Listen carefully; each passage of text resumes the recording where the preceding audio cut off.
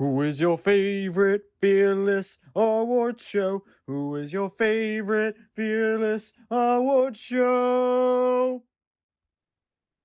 Hey everyone, and welcome to the second episode of And the Cineweb Goes to our awards show, where we're going to be breaking down our predicted winners for the 2023 Oscars, as I believe voting has ended today, and the ceremony itself is this Sunday, the 12th. Unless I don't edit this in time, which would be very bad. And today I am once again joined by my good friend Nick Wickner. Lily wasn't feeling too well, so she will not be joining us for this, but I'm sure we'll check back in at some point to discuss our thoughts on the actual winners. And we still need a not Triangle of Sadness, After Sun watch party. So how you doing, Nick? How you doing? I'm doing very good.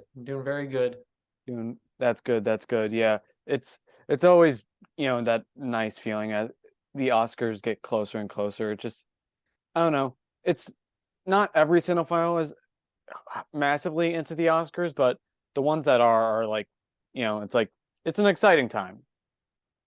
Mhm. Yeah. So, without further ado, where do you want to start this? Because obviously we should save Best Picture for last. Just gonna go up the Wikipedia. So the first one, like at the very bottom, is best VFX, which I think is also probably the easiest category. One of the Oh easiest yeah, to predict. yeah, that one's an easy category. Let me, uh, here, where's the Wikipedia page? There we are. Uh, Here we go. Yeah. Okay. So, and the nominees are All Quiet on the Western Front, Avatar: The Way of Water, The Batman, Black Panther: Wakanda Forever, and Top Gun: Maverick. Um. Uh. I personally think that the winner you know the blue people are going to take it. Yeah, I think the easiest thing. I think Avatar is like miles and miles above everything else. I mean, I like the Batman and Top Gun's like more practical effects. So I like how they nominated that. Yeah. But it's Avatar is just insane how No. you Yeah. Avatar. It's done. revolutionary. I mean, the first movie was anyway, and then seeing this and I think it's a very I like it. I don't love it. I'm not like, I know there's the Avatar lovers and the Avatar haters, and I'm like, I like it. I don't hate it. I don't love it. I'm in that weird camp, but the effects are undeniable. I mean, I saw this in IMAX 3D and Dolby, and both times it looked stunning. I mean, uh, it's clear, it's obvious. It's like bajillions of dollars were poured into the technology, and you can see it on screen. It looks wonderful. Mhm. So it's going to be probably winning this category.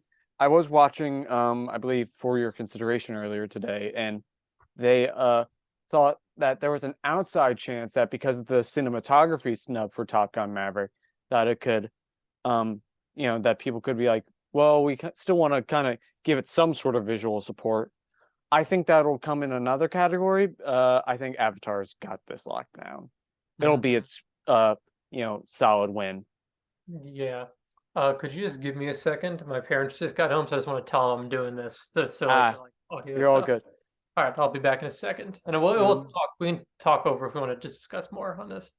you're all good. I'll uh do a little thing, do a little thing, doing a little thing for the commercial break, doing a little thing, doing a little thing, doing a little thing for the commercial break, featuring my cat Bronxy, who is here. He's sleeping, so he's probably not going to be making an appearance unless he's hungry and he wants some food. But I'm recording this, so I kind of can't really do that. How is everyone doing in the existential universe? I'm just talking to myself right now. It's a common pastime of me, but now I have a form to do it. Oh, All right, hello there, an all right. actual person to talk to. What? Ew, If gross. you want, we can just read the VFX talk. 'Cause I feel like we do that. Just Nah, so here. All good? No, you're all good. I think we covered that pretty well. I mean, the blue people are winning it. Yeah. I don't have a printed out ballot. Usually I'd wait closer to, so that way it feels like pretty definitive. But yeah, I think Avatar, uh, it's it's gonna run away with this category. Yeah. It's obvious. It's my prediction as well, and it's also if we were doing like picks too, I think we're talking about doing that. That's the one I would pick too, just because there's some shots where I'm like that's just real. Like that James Cameron went to He made a whale. he He made he made a Tulkun actually. a Those Tolkien, right? Tulkuns are Tolkien. all yeah, that's Right, just right. incredible looking. Yeah, it's incredible. I want Marvel to get something someday just because they've, made so many films with extraordinary VFX. I also want them to, do better with paying their VFX workers, given how Mhm. much I care about them.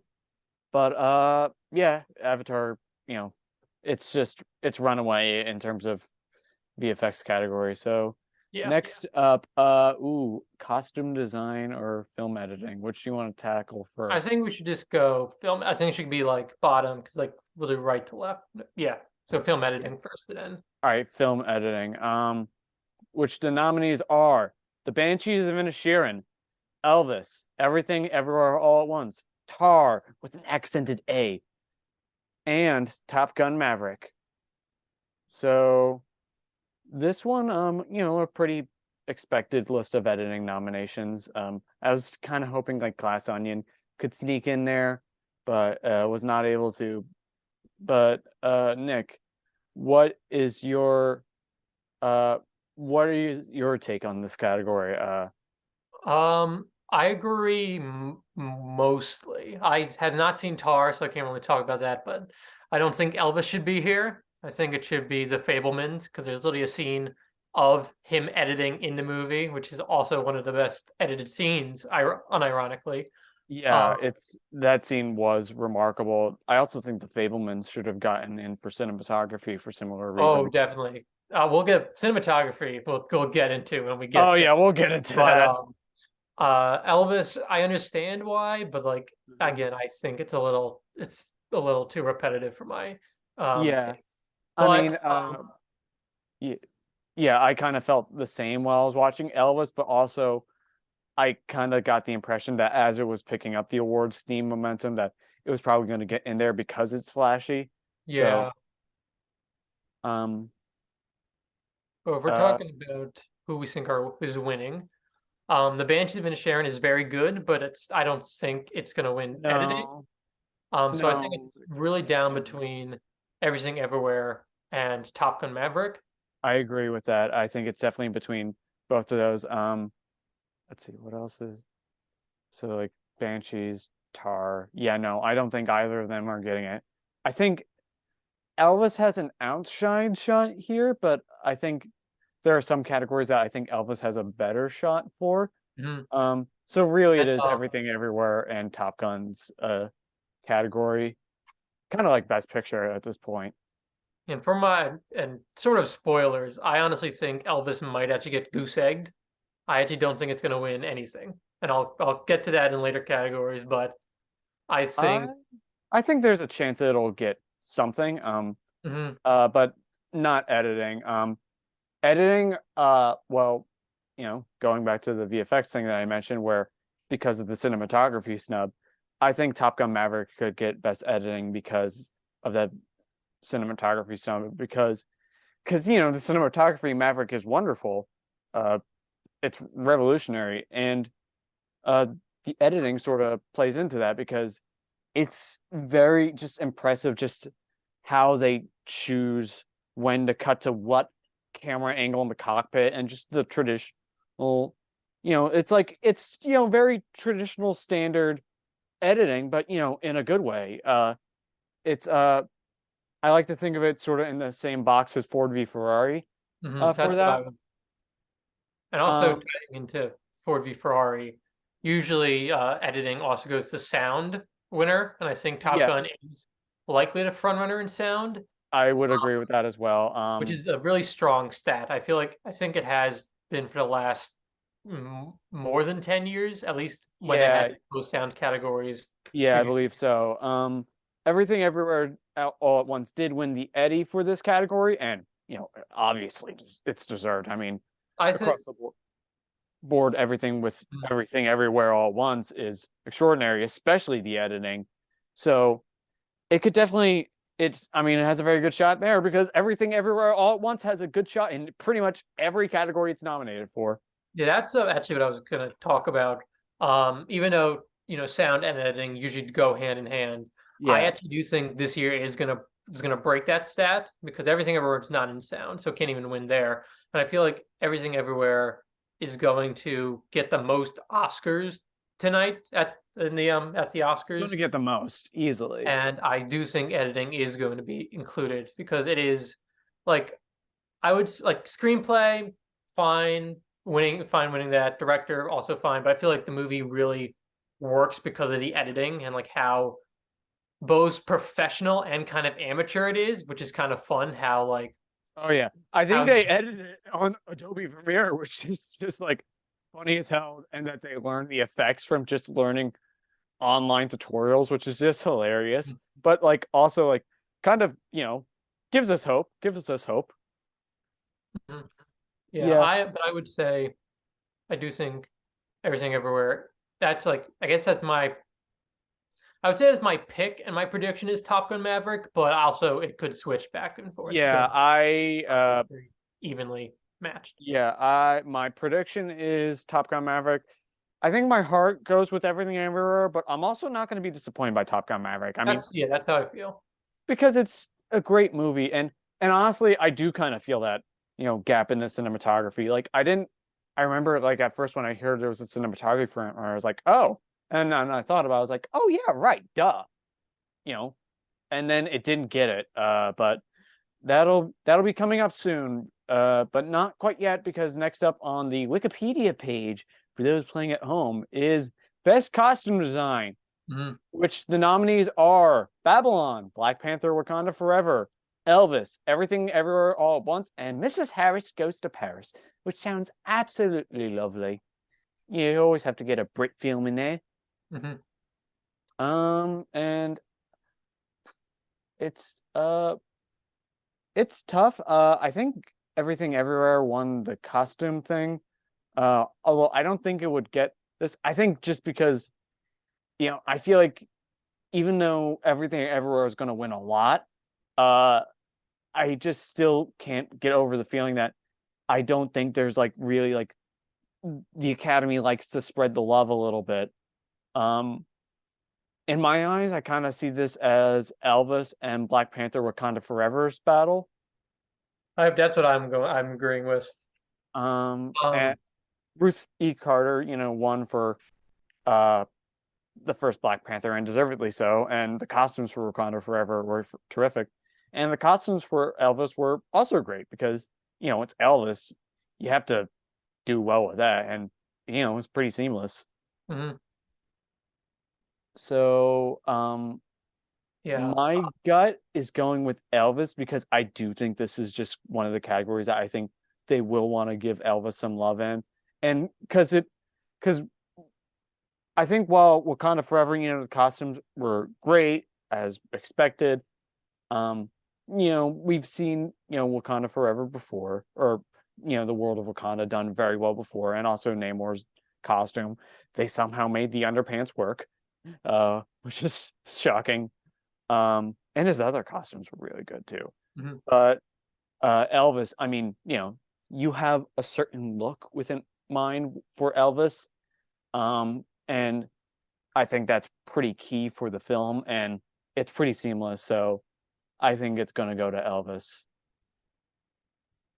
My prediction is actually gonna be Black Panther Wakanda Forever. Which is Um, the reason I don't think Elvis is now you could argue like Baz Luhrmann has often won costumes and production design. Great Gatsby did this, and I think Moulin Rouge also won those two. Um, and I don't know if that is just gonna happen again, but like I don't know. I feel like the costuming is very good in Elvis, but like it's also a biopic. like Yeah. a musical biopic, which like I don't think has really won. Like even Rocketman didn't get nominated. I think Rocketman would should Oh, have. Rocket Man. I think Rocket Man also should have gotten a lot more, but I Yeah, think definitely. that had the effect of it came out the year after Bohemian Rhapsody, even though I thought it was significantly better Oh, than Bohemian Rhapsody. it's Um, definitely better, but also Bohemian Rhapsody didn't get nominated for costumes. So like no, I I don't think think it's it's kind as of like key for Bohemian. For Rocket Man, it is, and for Elvis, it is. Um, it's also just hard to say because I think like Rocket Man, it had great costumes. It had that, kind of snub from the Bohemian Rhapsody.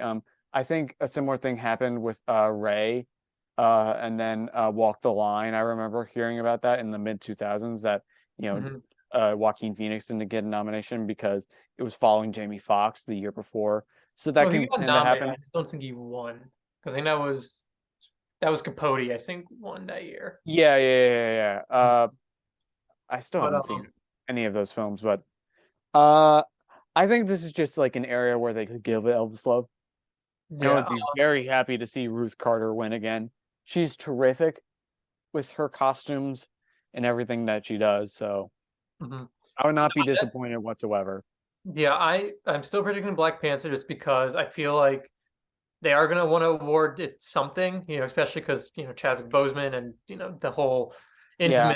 infamous 2020 Oscars where they moved actor last and he Oh didn't yeah. win. See, But that's I why feel like I think that still gives a lot of support for Angela Bassett because it is true and we'll too. get to that later. But yeah, I mean, and honestly, I still think Wakanda Forever should have gotten a Best Picture nomination.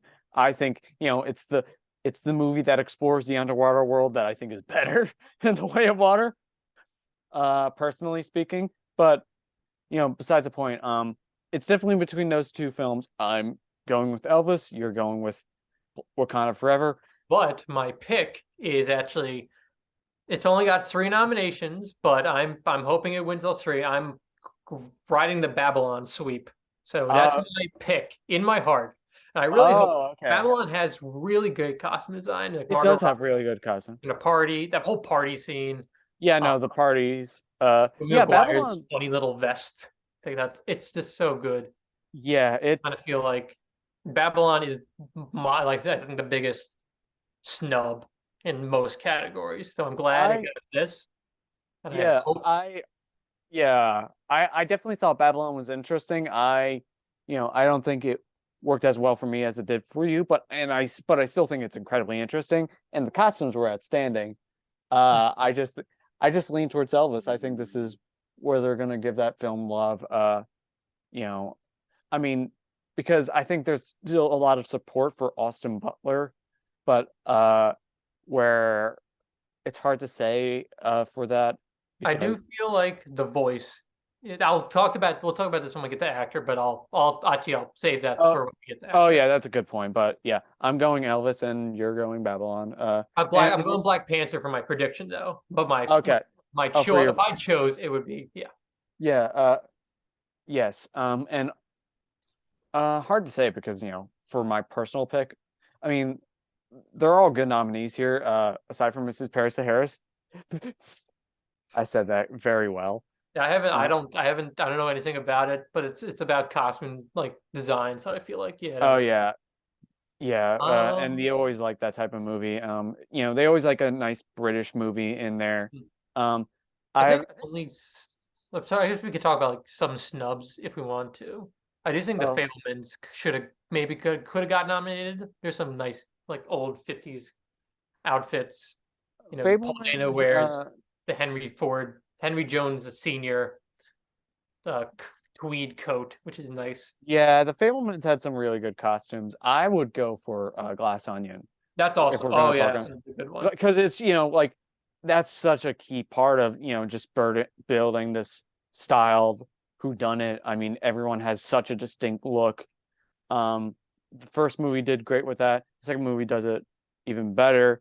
Because I think I was kind of shocked. I guess it was like because it came out a little too early and maybe like it y- just dropped momentum. I But think I think it just clearly was just the Academy wasn't really feeling Glass Onion. I was hoping that it would because there was like a chance. It had a chance for a lot of categories. If it got Best Picture, then it would have gotten a couple more in the tech categories.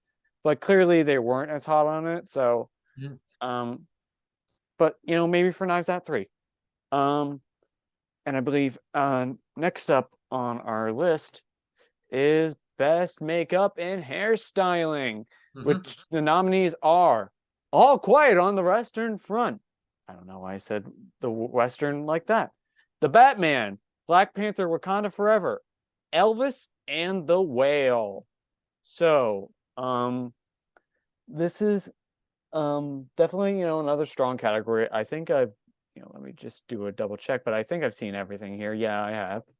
Um, All Quiet has great makeup. Elvis has great makeup. Wakanda Forever has great makeup. Um, I think the two that is probably between are the Whale and the Batman. Um, because because of the transformations alone with Colin Farrell's the Penguin and for um Brendan Fraser in the titular role for the Whale. Mhm. Um, and there's a lot of actually, you know what? The real reason is they showed Robert Pattinson putting on the eye makeup for the Batman. That's why he got nominated. uh, but yeah, I think it's definitely between those two. I don't know if you agree with that. I would say it's kind of a three-way weight race. Um, I would say Elvis and the Whale are the reason they're like sort of neck and neck is because usually makeup also Oh connects with yeah, actor or actress, I would and agree there's with that. no I would agree. actresses in the makeup. It's going to be between uh the Austin Butler or Brendan Fraser. I'm not yeah Brendan Fraser. Yeah. But going on that, I will actually say my prediction and my pick is the Batman, and I think it is going to be because they're Elvis and the Whale might split a little because like people are going to be like, and I feel like the Batman could like get in based on the makeup alone, which I think really it should be. I don't think it should be connected to performance. No, yeah. I don't think it Um, should be connected to performance. Personally, I kind of think they'll go for the Whale because of that, and also just because I think I for will. Mhm.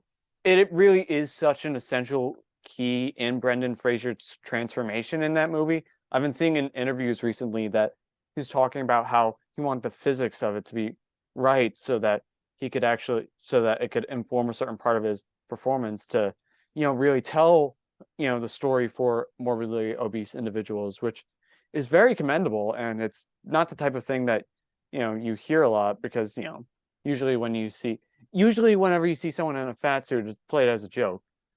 I love Avengers Endgame, but it is, you know, Mhm. and I still enjoy it there in Avengers Endgame for that. Uh, but for the Whale, it's very crucial. And I also would be very happy if the Batman won because what that doesn't look like Colin Farrell. You can still see Brendan Fraser in that suit for the Mhm. Whale. Um, but you cannot tell that is Colin Farrell. Like I remember when the first trailer came out, it's like, that's Colin Farrell's the Penguin. It's like what? That it it like blew my mind. And there's a lot of other good makeup in the movie. I feel like the Whale is very centered Yeah, on that's. Brendan Fraser. Mhm. Yeah, that's what I was gonna get at. I do think the Whale. There's two reasons where I feel like one, even though I commend them for doing the whole like physics and the of the suit. I do feel like some people could be kind of like reading it as kind of like insensitive to obese individuals because I've been hearing like that on the Yeah, I internet. think that's definitely why the movie has been divisive Yeah. as a whole. Um, Um, and then also it's just Brendan Fraser. Same reason yeah, with Elvis. The reason I say that Han Chow looks fine, but like, nothing like, there's no makeup on anyone else. Like there is makeup obviously, but like not like that. yeah, but nothing like distinct or noticeable there. Mm. Um, Was Elvis the I think obviously they do have him when he's old Elvis near the end, yeah, which and is a little it's Elvis, I think okay. there's a lot there because Elvis just has a very distinct look. Because don't forget also hair, That is true. hair plays a Mhm. lot into it. But then like Uh, when you look at Tom Hanks, which, I don't want to insult the poor makeup artist, but I don't think Tom Hanks's makeup is good in any way. I think it's really weird and kind of unnatural. Yeah, it's odd. And that's where I feel like Yeah, I guess I wasn't as bothered by it, but I definitely see it. I Yeah, do I think think it is a basis on the weird performance interacting with the weird makeup. yeah, I don't know that could take a toll on uh Elvis. But it is also the only Best Picture nominee in terms of the ones that we're talking about. Wakanda Forever also has, I mean, it has, great makeup and hairstyling, but I just feel like the other nominees like have well, and it's great. I feel like just there's just something more distinct or like gimme Oscar for a couple of the other ones, and All Quiet, it's great. I wouldn't be surprised that if that like took a surprise upset there because it is like very key for war films. Yeah, I Um mean, war films rarely win makeup. I don't really remember the last time one even won. yeah, I can't think of But any. I know 1917 didn't, I don't know if nor did Hacksaw Ridge. yeah. Um but but but also I think I compared to those other movies, which I'd probably say I enjoy slightly more. All Quiet does have very distinct makeup. I'm just thinking of just the way the mud looks on like Mhm. their faces, but again, I think it's basically between the whale and the Batman Yeah, the and reason the reason I think the Batman obviously there's a few reasons. One, Colin Colin Farrell's Farrell. unrecognizable. Two, even if it's smaller makeup, like obviously Batman's eyes, but also uh I noticed whatchamacallit, John Turturro's like cheekbones are just like considerably more like Yeah, he looks good. deeper in the movie, which I think is makeup. Yeah, Same Andy with Serkis. Andy Serkis. Oh, Uh, Zoe's not Zoe Saldana. Zoe Kravitz. Zoe Uh, Kravitz also wears like multiple wigs. She has the wig, which I think yeah, is hairstyling. yeah, Um, yeah, yeah. so I And I think think there's a lot more to it. And also, I yeah, think it uses it the most subtly because I feel yeah, like the whale's like it's like in your face makeup, where I feel like yeah, which Penguin is is also in your face, but like I think it like it's less crucial to the plot. yeah, and I It's think that's less plot important, which is really going to be a determining factor for a lot of people, probably. I Um, don't think makeup should like necessarily tie into plot or performance. I think it should be judged on its own. And I do think the Batman works the best on its own. I probably agree with that personally. I think it's hard. Like I think tentatively, I'm saying the whale, um, just be just because of how representative it is of that community. But the Batman could very well take it, and I might change it by the time I'm actually filling out my ballot because it could be the only area I think the Batman could win. The stat Because between actor and makeup is as strong as it's been the past, usually the yeah, past few years. I yeah. I would say mean, the whale, but like I just think the Batman looks the best in terms of makeup, and that's what yeah, it does. I'm also just thinking, for the whale, not that Christian Bale won, but Vice, it was a very key part of his performance, and uh, uh, you know, Vice, I believe, won for that year, if I'm not mistaken. that Um, one. I think it's also that was also like when there was only three nominees. I'm pretty sure. 'Cause then I oh think yeah, in hair and 2019, makeup. Sometimes they've had less than usual, which can be odd, but I think in 2019 they started all categories had to be five. So then like yeah. sound was five. But sound can usually be like used to be like three or even two. Well, sound they just well They then just they combined that event now, but when it used to be both mixing and editing, they used to have one would be like longer than the other usually. yeah. Yeah. And I So guess for snubs, I would say the two most notable ones are X, which again they would never give oh yeah. away, which they should. They should love horror. Horror's great. X absolutely. And also Pearl to some extent too. You know. I would say that's maybe Prob more costume, I would say Pearl Well, because also it is. remember the father and also the as certain people decay later in the movie. Um, That's true.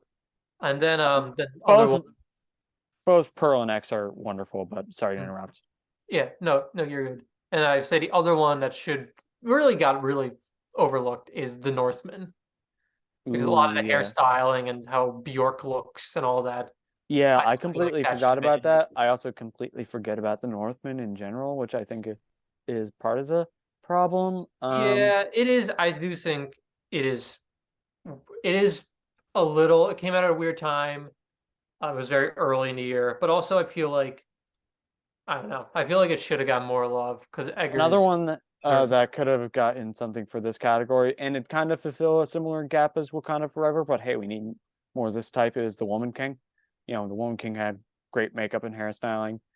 And the Woman King honestly got snubbed. It should have got. I mean, Viola Davis. Obviously, we'll get to that later. Also, speaking of Marvel, I do think Doctor Strange should have got in because the Oh whole yeah, Zoe Strange is actually all makeup. I didn't know it was, but yeah. when No, I it looks. like watch behind the scenes, like wait, that's all makeup, and I'm like that's kind of awesome. Oh yeah, no. I mean, No, I the makeup in Doctor Strange in a Multiverse of Madness, it looked great. I mean, it's Raimi zombies mhm. is and also just the way other things are done. I'm trying to remember if the what mouth part was CG or makeup. I think Uh, that was probably CG, but Probably CG, but either way, I think you have to do the makeup a certain way to make that look right. I think Multiverse of Madness also could have gotten a VFX nom. I think Wakanda Forever still looks great. I think I would say Doctor Strange is probably the best in terms of VFX of yeah, Marvel here. even So though it's like we're saying this, but also like Marvel, we love you, we love you, we love you, I love you. Please pay your workers a little bit more, and also give them a little bit more time. I don't know why I switched to a southern accent there for a second, but I guess I did. Now we're on to best cinematography, the weirdest category, one of the mm, weirdest. I think this Where is the only category where I disagree with every pick here. uh I I think every wouldn't pick disagree is with kind every of the pick, wrong but one. yeah, it's an odd category. The nominees are All Quiet on the Western Front, Bardo, False Chronicle of a Handful of Truths, Elvis, Empire of Light, and Tar. Yeah, a very odd category. I remember we were very wrong with our predictions. You were right with Deacons, but I didn't pick Tar. I definitely didn't pick Bardo. I just, it was like, okay, yeah, I know it's Inarritu's new film, and they did the one shot thing again, but I didn't think that was going to Did be they? enough. I haven't seen Bardo. I've seen like clips. So like I was like, the cinematography is good, but like I don't I know. forgot that movie existed. Um, Yeah. but also just no Top Gun Maverick or the Batman, particularly Maverick.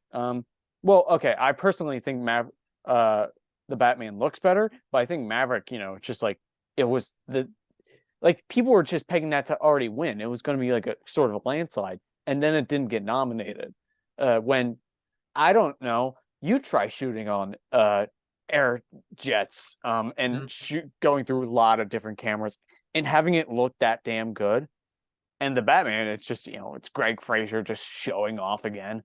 You know, Yeah, I would say I guess I guess we should just pick our like predictions and picks, and then we'll talk about what this category should have been because I feel like I feel more to talk about there.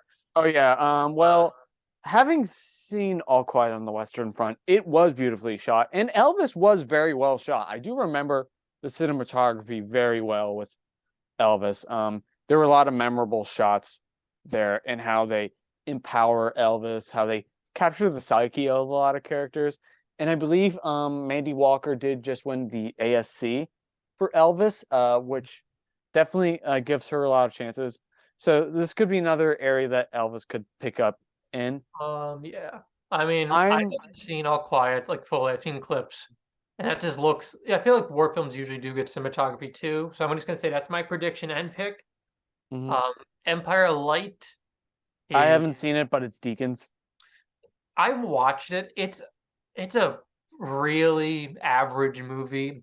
I've And heard it's a like really not great movie, but it's Roger Deakins, so of course it looks beautiful. it looks good. Like I would say this is probably one of Deacon's weaker efforts, like especially compared to like 1917 or Blade Runner or Well, Sky. yeah, following those up, Like it's like very like it's well shot, but like I don't think it does anything more than that. So that's why I'm like it is kind of more like on name, which I kind of like. I mean, I would, I love Deacons, but like I don't know if that's really. yeah, I mean, given the things that aren't in this category, I'd probably give it to All Quiet on the Western Front because given how many movie nominations that movie got, I think it's definitely going to get something more than international feature.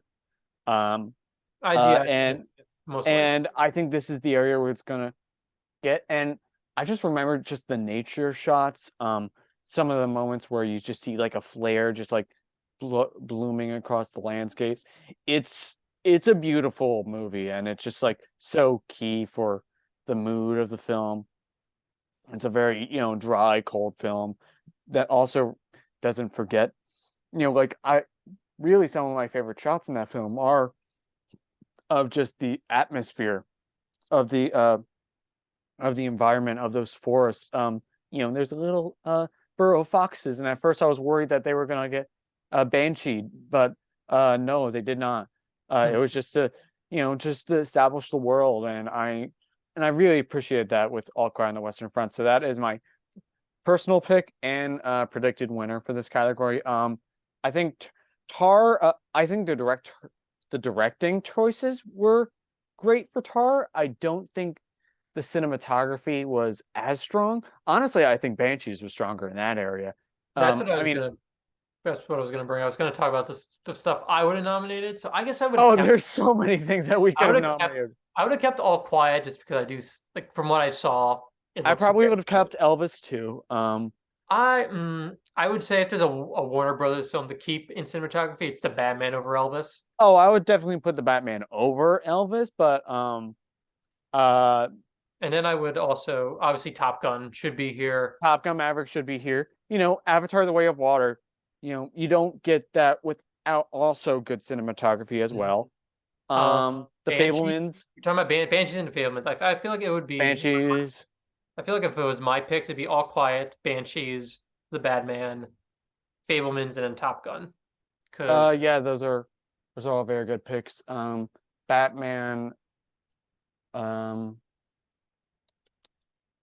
Top Gun Maverick, probably Banshees as well. All Quiet. Well, maybe I'll actually take out the Babylon also I would have. Wes Babylon also looks Angren great. is Nope, great.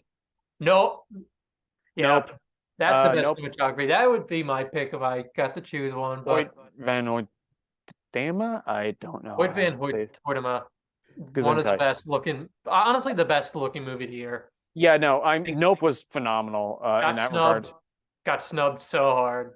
Yeah, Nope got snubbed there.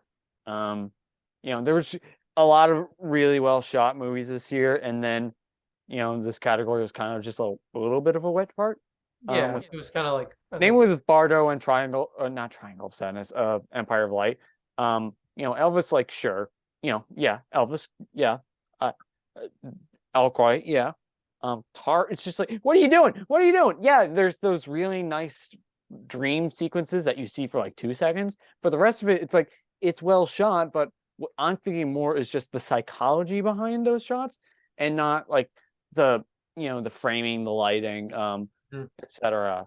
Uh, so yeah, but cinematography was quite a weird category this year, but I think because of that, I think it definitely gives more in favor to All Quiet on the Western Front. hmm. Now, what's up next? Best. Uh, okay, I almost skipped a level. Best production design. Nick, do you want to read this one? Yeah. So our nominees are All Quiet on the Western Front, Avatar: The Way of Water, Babylon, Elvis, and The Fablemans. Yeah. I do think this is my prediction and pick is Babylon. It has been winning everything, and I have to agree. Babylon just has the most. It's Hollywood. I feel like they usually also give Hollywood movies Yeah. out Hollywood. The production design wins. Yeah, that's true. I remember Just, the yeah. 1917 year. A lot of people thought that was going to get it. I honestly thought it had a real should get it, but I kind of I like had a hunch about Once Upon a Time in Hollywood and ended up being right. I didn't think about Babylon as much. I guess I'm just thinking about Babylon a lot with another category where I Yeah. know that's gonna win. Mhm. Um, uh, Fablemans, it was good. I think the Fablemans Fablemans. is very good. I do think it I is think Wakanda compared to like, Forever should have maybe gotten in over that. Um, yeah, I would the Fablemans say a bit of a weird Elvis. pick. I feel like Elvis is kind of I don't think the production design is like Elvis's strong suit. Like I I would say costumes and makeup make sense, but I feel like the production design is like, well, there's stages. Like I feel I like that would have been like if they get Bohemian Rhapsody production design for like the Wembley stage.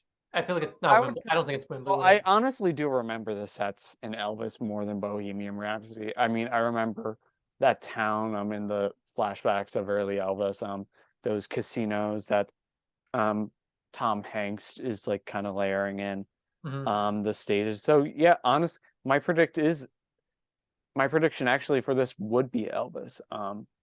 Uh, I I would say think Babylon gets it more just because the cinematography really shows off the production design, which I kind of feel like it's that's kind of weird to true. think it's That's cinematography. true. Especially if you Yeah. think party, you have the whole that one shot where the one scene where they're cutting between the three different sets or like Oh locations. yeah, yeah, yeah. And that The scene was also underground, that whole underground sequence. like Oh yeah, yeah. That's just you don't say that. Don't remind me. It just gives me shivers. uh, Um, Cinemacore yeah, so insane. yeah, yeah. Um, Babylon looked great with production design, so I would not be disappointed. Honestly, like pretty much any of these, I wouldn't be disappointed if they won. I think this is a very solid nominations list. Elvis looked, the sets looked great. Babylon, Fableman's a little less so, even though I still really enjoyed the movie. Um, Avatar: The Way of Water, obviously, and All Quiet, definitely. hmm. I wouldn't be surprised if this is another technical area that All Quiet gets. Um, my gut says Elvis, but Babylon could very well take it as well. Yeah, I think Babylon is sort of out front with this. And for Yeah. snubs, I would say The Batman and Everything Everywhere. Yeah, the Batman definitely snubbed here. Ev- Everything Everywhere All at Once. Obviously, both look great. Uh I think it's uh more impressive for Everything Everywhere because like it's all in one location and they change it depending on the universe. So like uh I kind of liked that and I kind of was kind of shocked that didn't get production. yeah, yeah. The Batman also because I just remember the sets very well for the Batman. Mhm. It had like I think it had one of my favorite versions of Gotham on Oh, I film. think it's the best portrayal of Gotham, Yeah, actually. because I think, and I love the way, the Nolan films really lean into the realism. I love how Burton leans into the gothic. I think the Batman has a wonderful mix of both. Mhm.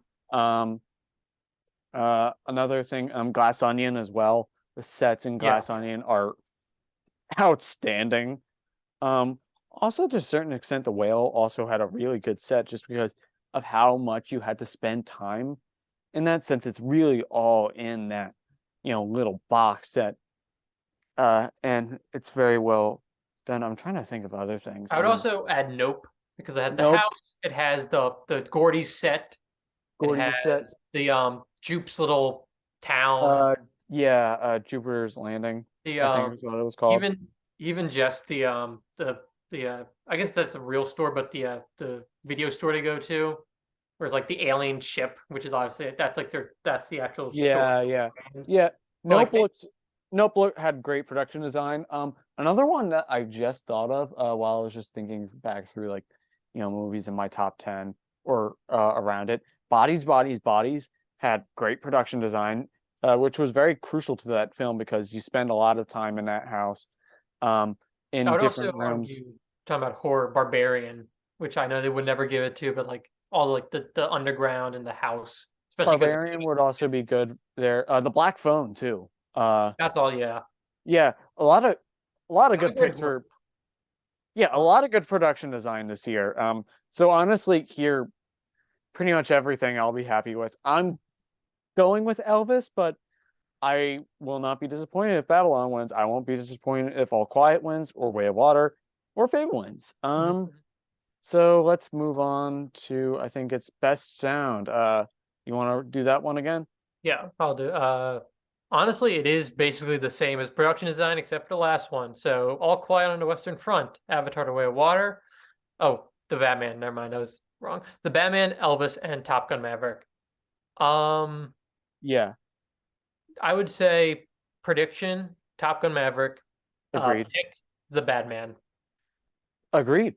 I don't think a single sound this past year has gotten me more excited than just hearing the Batmobile I rev. think that was like That also was just just like, rain, oh yeah, no, and just the footsteps. sound Like of his that's like boots.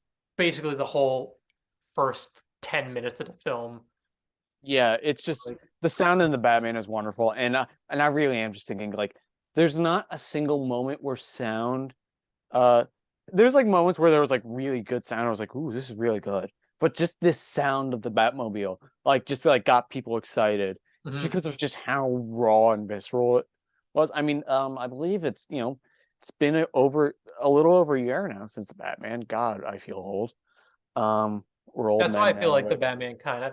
I feel like if the Batman was released in October, it would have gotten like more stuff. yeah, It is like a really great I movie. also think Wakanda Forever also just kind of giving it sort of more competition in that area. Maybe Um I just feel like the Batman is. I feel like if the Batman came out like later in the year, I do feel like it would have been like. I honestly think it could have been a Best Picture like yeah, front it runner, not front I runner nominee.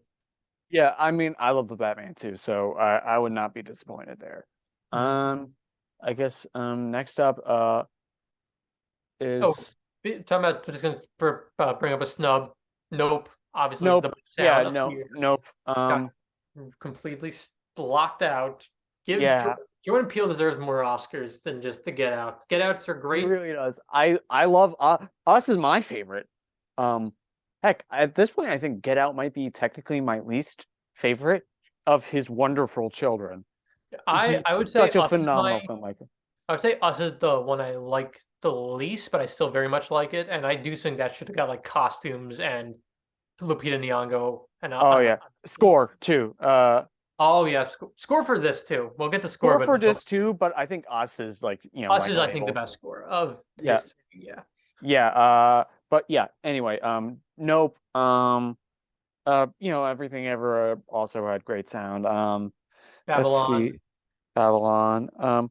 Marcel the Shell had some really nice sound, just because you're just like kind of just like focusing on the little things there. And also just Marcel. I just want to give more love to my baby Marcel. Marcel is king.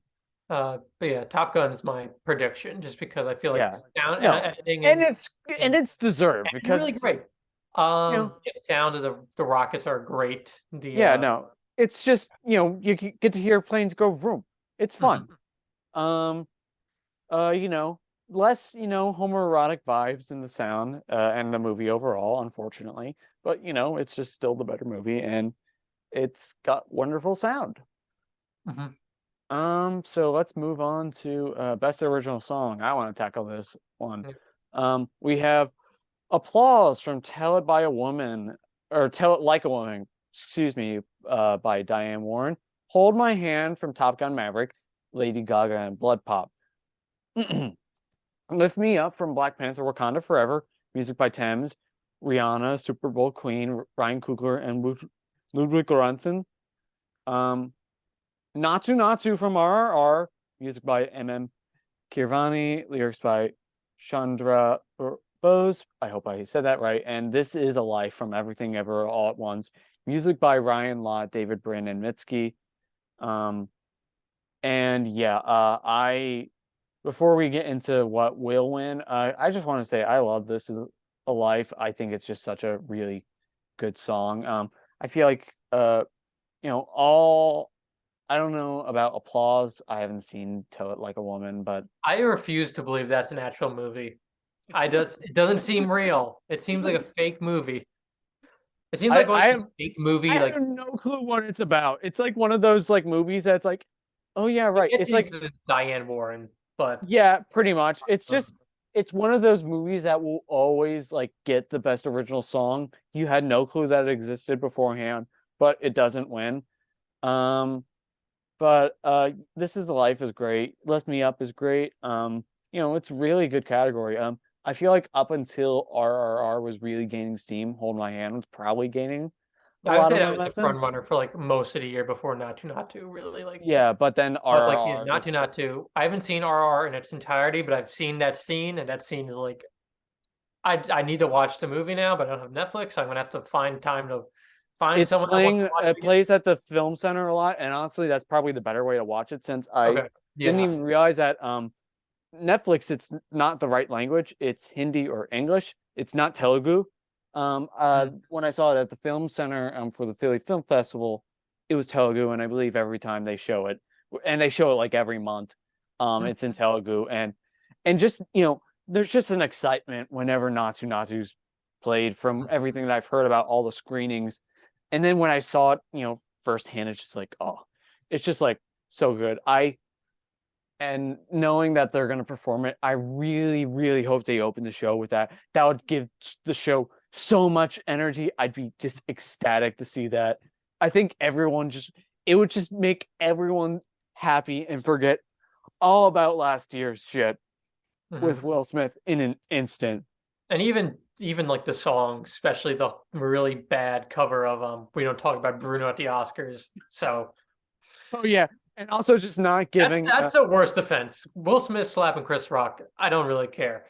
But like that annoyed me. That's a I great was just, song. They ruined I it. was just pissed that certain categories were not shown. And That is also, also that is also very that Snyder bots rigged the fan categories instead of yeah. my No Way Home babies. Um Um, let's yeah, I would say but not to yeah, not my oh yeah, prediction. Natu is Um my pick and win. Oh, a couple other snubs. Uh, couple. I was surprised that a Pinocchio song didn't get in there. I was I know predicting they were. Gal Papa. I do think My Son is the better song, but I I understand would why agree Gal there. Papa. Or Better Tomorrow's the Ewan McGregor one. If anything, almost just because of just the joke that they keep playing with that. Uh, my dear father. That was Mm. just always so good. And I really wish that this had a better chance, but Love Is Not Love from Bros was wonderful. Love that song. I Mhm. love Bros in general. I'm so disappointed that movie got neglected. I think it could have gotten original screenplay. It's that Bros is just a great movie. I think it might be on Peacock. Even if you don't have Peacock, I don't have Peacock. Cock-a-doodle-doo. I would just watch Bros, people. It's a movie that makes you believe in love. Mhm. Um, the only real snub is Carolina from Where the Crawdads Sing, which is I'm not the biggest I, Taylor Swift fan, but I really like that song. I Um, haven't seen that I haven't seen the movie. movie either. I've listened to the music because I don't know. It's just I feel like the song category is like they Yeah, nominated no. Shades. They don't really care if it's like No, the quality of the song. no, I think it's Carolina the takes quality it. of the song Yeah, is what should take it, no matter that's why I'm what. surprised. Applause. I listened to Applause. It's a song, but I don't think it's particularly that good or even Yeah. noteworthy. I not that I listen to it much on my own, but the Turning Red songs, That's a great, yeah, especially in the end when they have the oh yeah, look. that's just Yeah, fun. that's I a also great think song. Turning Red had a really great score. I Ludwig would Göransson agree. was getting more attention for Wakanda Forever, obviously, but Turning Red, Turning Red's just so good. But Also, yeah, maybe Fearless Hero from Puss in Boots. oh yeah, Fearless Hero. I feel like if they really I don't I kind of feel like Puss in Boots had Spider-Verse syndrome where I don't think they really know what they had. So I definitely think they could have gotten Fearless Hero, and I Fearless do. Hero Mhm. is so good from Puss in Boots. Yes. Um, Yes, very good, very good songs, and I'll be ecstatic to see Natsu Natsu win. Um, and you know, yes, I just can't wait to see it performed, honestly. I'm just like even if it didn't win, which it's going to, but I just want to see that song performed. It's kind of like the year Shallow was nominated. It's like you just want to see them do it. That's the Hmm. same I feel with Not to Not to. And best original score is next. Continuing on with musical soundy things. All Quiet on the Western Front, Babylon, The Banshees of Inisherin, Everything Everywhere All at Once, and Johnny Wills, The Fablemans. Hmm. Um, very good category. John Williams, gets another nomination because of course he does. He makes great scores for breakfast.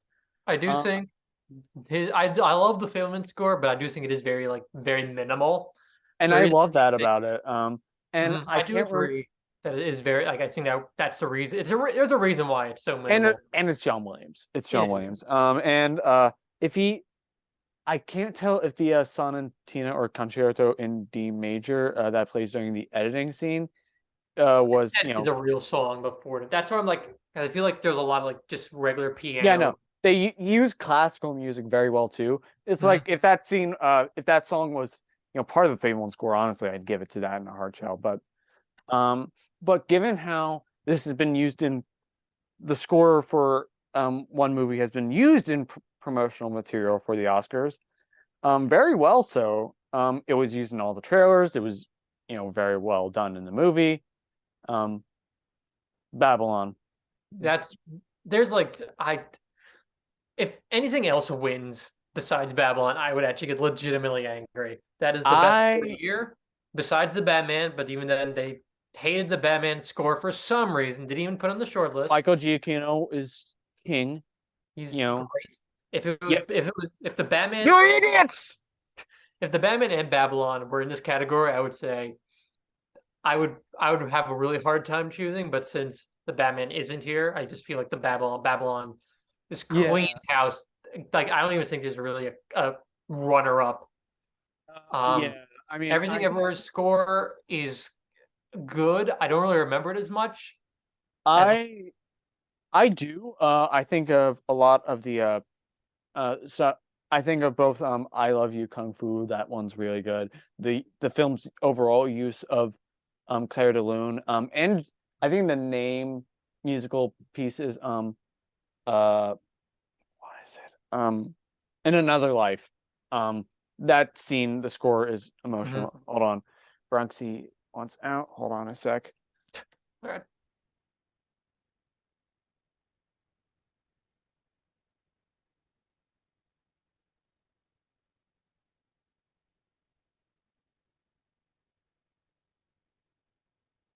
Bronxy has left the room for Hmm. folks. Um, but yeah, Babylon. I think like for people who even for people who disliked Babylon, and there was a lot of people who disliked Babylon, uh nobody can deny the score. Justin Hurwitz, he needs to work more, but for some reason he seems to only be doing Damien Chazelle films. I Which think you know, I First kind of Man, respect. I respect that. I think they're. I know they're college friends, and he's probably like, "Hey, can you score a movie?" He's like, "Yeah, sure," and he just like delivers yeah. banger after banger. Yeah, Even I don't as know someone, what else does he do? Like, why does he just like sit in a cave and Damien Chazelle like knocks on the rock and is like, it's time. And then he's like, yeah, because even as someone who doesn't like La La Land, as myself, I will have to say the score is like the best thing, like the actual orchestral score. And I feel like Babylon just takes all the stuff that worked in that and Whiplash and First Man and just cranked it up to 13. Like it is yeah, crazy. And it's so like I listen to this soundtrack almost daily. Like whenever I'm yeah. I walking, listen to Voodoo Mama a that's lot. usually playing. Voodoo Mama, Welcome, the first track, Might Call Me Manny, just Yeah, it's a great great score. It's a score. really great score. Voodoo Mama alone, it's just the energy and that and it's been used in the I literally saw a commercial the other day. It's like, oh, Voodoo Mama is playing this. Mhm. It's winning the Oscar. Um, Um, yeah, it's electrifying. And honestly, I kind of feel like it could also be like a little bit of retribution for First Man being snubbed here because yeah, First Man much had a really phenomenal score. I love First Man so much. I think I prefer First Man as a movie. Babylon score though, it's Justin Hurwitz. You can't go wrong. My, Um, the main snub, and I just might that's be the recency outside the Batman. Outside the outside of Batman, Batman. I think Michael. because of recently how I just saw it today is women talking. That score is Oh very yeah, that was another big snub. Hilda's daughter score is fantastic, Yeah, and it does elevate a lot of the movie's already really great with the script, and when we'll get to the screenplay, we'll talk about that. But yeah. I do think the score really does a lot of work. It's a Oh really yeah. good score I mean, overall. Hildur Guðnadóttir, she won the Oscar for Joker. Hmm. Um, and so I still haven't seen Women Talking, but I was really surprised by that. And she was instrumental in Tar, to some extent, even though I'm still kind of confused on what she did, but I know she had a factor in Tar somewhere, I think. I've heard she wrote like music for the movie, but it's not in the movie, and that's like because I know like the BAFTAs gave it score, which is like It everyone's like, was it was very I couldn't tell how it was used. I think she's in the movie itself. Um uh but anyway, that's besides the point. She probably should have gotten it for Women Talking. I say this not having seen the film or listened to the score, but it's Hooter Alexander Desplat also sort of got snubbed. I like this score in for Pinocchio. Pinocchio. That's true, but I also think like there's been like a couple years where it's like he just kind of gets it because he's Alexander Desplat. That is So true. So maybe um and I didn't dislike his score in Pinocchio. I just was kind of I think I was almost like feeling Desplat fatigue. I say that and I don't complain about John Williams. Um again Giacchino. Also kind of going on, they won it last time, so why didn't they get it again? Ludwig Göransson for Black Panther Wakanda Forever. And also I would say Turning Red, but people kind of Mhm. forgot about that. Um, really great score. Uh especially how he saves the actual Black Panther theme for so long in the film to Mhm. really let that morning feel. Yeah. Glass Onion score, Nathan Johnson Mhm. killed it there. Um, uh, Marcel the Shell with Shoes On as well had an awesome score that just felt so cerebral. I felt like I was, kind of just going to it, just a nice happy place, Bob Ross vibes. Also, And Nope. We were talking about Nope earlier. Nope Nope, score. Great. nope. Also, the whale. The whale had really great score. Uh, with just how it just kind of felt like it was that underlying tension throughout. Those waves crashing by, and I feel Hmm. like his score. He's a really great composer, and I don't think a lot of people give him credit. But yeah, those are some notable snubs. Yeah, well, just Um, know next year John Williams is going to get nominated for Indiana Jones 5, and hopefully he yep. wins. I love Indiana Jones, and I kind of hope it wins an Oscar again because Kingdom of Skulls sort of broke that trend of Indiana Jones winning at least an Oscar. So hopefully the fifth Yeah, one redeems he's itself. technically never won a score for any of his indie scores. That is also very true. That Yeah, is and also it really could just be sucks too. because we also know it's going to be John Williams's last Oscar. That actually what I was going to talk about that. Apparently he has stated that he might not retire. If Spielberg like says, "Hey, I'm making another movie," he'll say, "I'll probably come back." Honestly, John Williams, he just loves it. Like it's kind of like Elton John's, where it's like his goodbye tour is never ending because they just love what they do. Hmm. I think I saw that even if he retired from film scoring, doesn't mean he would retire from conducting Yeah. or just composing in general. But John Williams is my favorite musician of all time. I respect what he did. Dude, just ride off into the sunset. But whatever you do, I'll be happy. Indy 5 is gonna have a great score.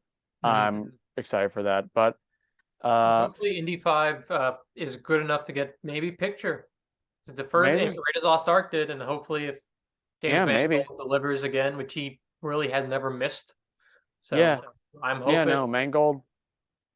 I'm confident that Dial of Destiny will turn out well. Mhm. Um, but let's move on to I feel like okay. maybe we should skip international. One, because I think it is very easy, Well, and also I have not right seen now any it's like we're in string a stint of categories that I don't think we feel very confident in. Yeah, like Best animated short film. short. Let's list them off and maybe just be like, I picked this one for arbitrarily this one. Best Yeah, animated short film. The that's Boy, The Mole, The Fox, and the Horse, The Flying Sailor, Ice Merchants, and my two favorite titles, My Year of Dicks and An Ostrich Told Me the World is Fake, and I Think I Believe It. yeah. Those last two are great. I have heard My Year of Dicks is like really good. So, and I think it's I've on Hulu, so I'm gonna have to check it out. But I've like, heard. I I just know want to. someone with a list of all the shorts, so I'll send that to you. I Uh I think My Dear's Dick should win just because I want them to say My Year of Dicks My won an Year Oscar. of Dick. Yeah. Especially if they get like a really funny person to and like read it, like Oh yeah. Christopher I Walken think or someone, or The yeah, Rock. I or think yeah, actually yeah, they've announced a good chunk of some of the people. competitors. Yeah, Yeah, so they could also get Riz Ahmed since he's one short before. that Um is. Oh yeah, that is probably Best true. live action short film, An Irish Goodbye, Evalu, Les Poupées, Night I think Ride, and the it's Red Suitcase. Oh, Coron did I'm just gonna go with Le Pupil just because that? A Alfonso pupil. Cuarón is Yeah, attached to it. I didn't even realize he was attached. I presumed he probably just produced. Yeah, I think he like also maybe wrote it, if I'm not Yeah, mistaken. I don't think he directed it though. yeah, I didn't know that. Yeah, Le Poupée. Yeah, let's go with that. Yeah. Best documentary short subject: The Elephant Whispers, Haul Out, How Do You Measure a Year, The Martha Mitchell Effect, and Stranger at the Gate. I've heard Haul Out has really great cinematography and like it's a very interesting short. Yeah, I haven't seen it. Stranger at the Gate is very divisive because it's about it's sort of like it was a man who was a white supremacist and he was like tempted to shoot up a mosque. And it's sort of like it's about like him like realizing his mistake and he like befriends like he becomes like really ingrained with like the Muslim community in his town. And he sort of like tries to like redeem himself. And I've heard very interesting things about it. So I'm very interested to Thing. check it out. I'll have to actually watch the shorts this year I've because heard it is really good, but I hear some people are sort of like shitting on I it get because the impression that that's going to be a hard watch either way. yeah, Um, but like I've heard it is I very feel good. like I've heard something about the Elephant Whisperers, but I also could just be I think pulling it's that out of about my ass. I think it's about like in it's like the elephant like people who like watch elephants in Africa, which Mhm. again like nature documentaries are always Oh very yeah. usually very. Yeah. Do you so you want to just say Haul Out? I'll say Hall Out because I've heard it's very interesting and I All kind right. of want to check it out. Haul Out. There we go. We've made our pick. Um, Do you want to read the next couple because I'm reading a lot. yeah, this Popcorn Nick. I'll do best documentary feature of All That Breeze, All the Beating the Bloodshed, Fire Love, A House Made of Splinters, and Navalny. I haven't seen any of these yet. I've heard Fire Love is very good, so I might check that out. But I'm pretty sure Navalny's been winning the most, so I'm gonna just go safe and pick that. I haven't been following the races, so I believe that. I've just been so intrigued by Fire of Love for so long that I kind of like it's you get that feeling like when there's a movie that's on your radar and it just you keep like missing it. But you know that once you see it, you're going to fall in love with it. I know Fire of Love's going to be that for me, and I really enjoy national parks. So I think I'm just going to say that. But I don't just doubt you on Navalny. I feel like I've heard something else about one of these. All that Reeves. I feel like I've heard something about House of Splinters, but I also could be pulling that out of my ass. I'm always terrible with these categories, which I probably should be better if I want to be a much more professional film pundit, trademarked. Um, I mean, but some of the people don't even watch the animated features, so I think you're doing better than them. So, but oh we'll get to yeah, that in a second. All right, I guess yeah. I'll read up to animated, so I'll read the next one, which is Best International Feature Film. It's All Quiet on the Western Front, which is from Germany. Argentina 1985, strangely from Poland. No, it's from Argentina. Close is Belgium. EO is actually from Poland, so that was a little funny thing. And then The Quiet Girl from Ireland. I think the most main one is Decision to Leave, which I have not seen, but like Yeah. it's I've heard. from what I've I've been heard. seeing, it looks very Yeah, fantastic. And I've I'm kind of heard. I've heard that was definitely the snub for this category. I believe, is that South Korean or Japanese? I can't remember. I think it's South Korean. Yeah. India was stupid to not put R up for this category because they could have won for RR as well. But this is all quiets to It's lose all quiet. I feel like all quiet. because it's nominated for Best Picture. There's really Yeah. it's a simple formula. I've heard really good things about EO. Um, I feel like I've heard also about The Quiet Girl. I can't tell if that's related to the short film that I watched of the same name. I don't know. I know it's I'm very I heard it's very Irish. So Yeah.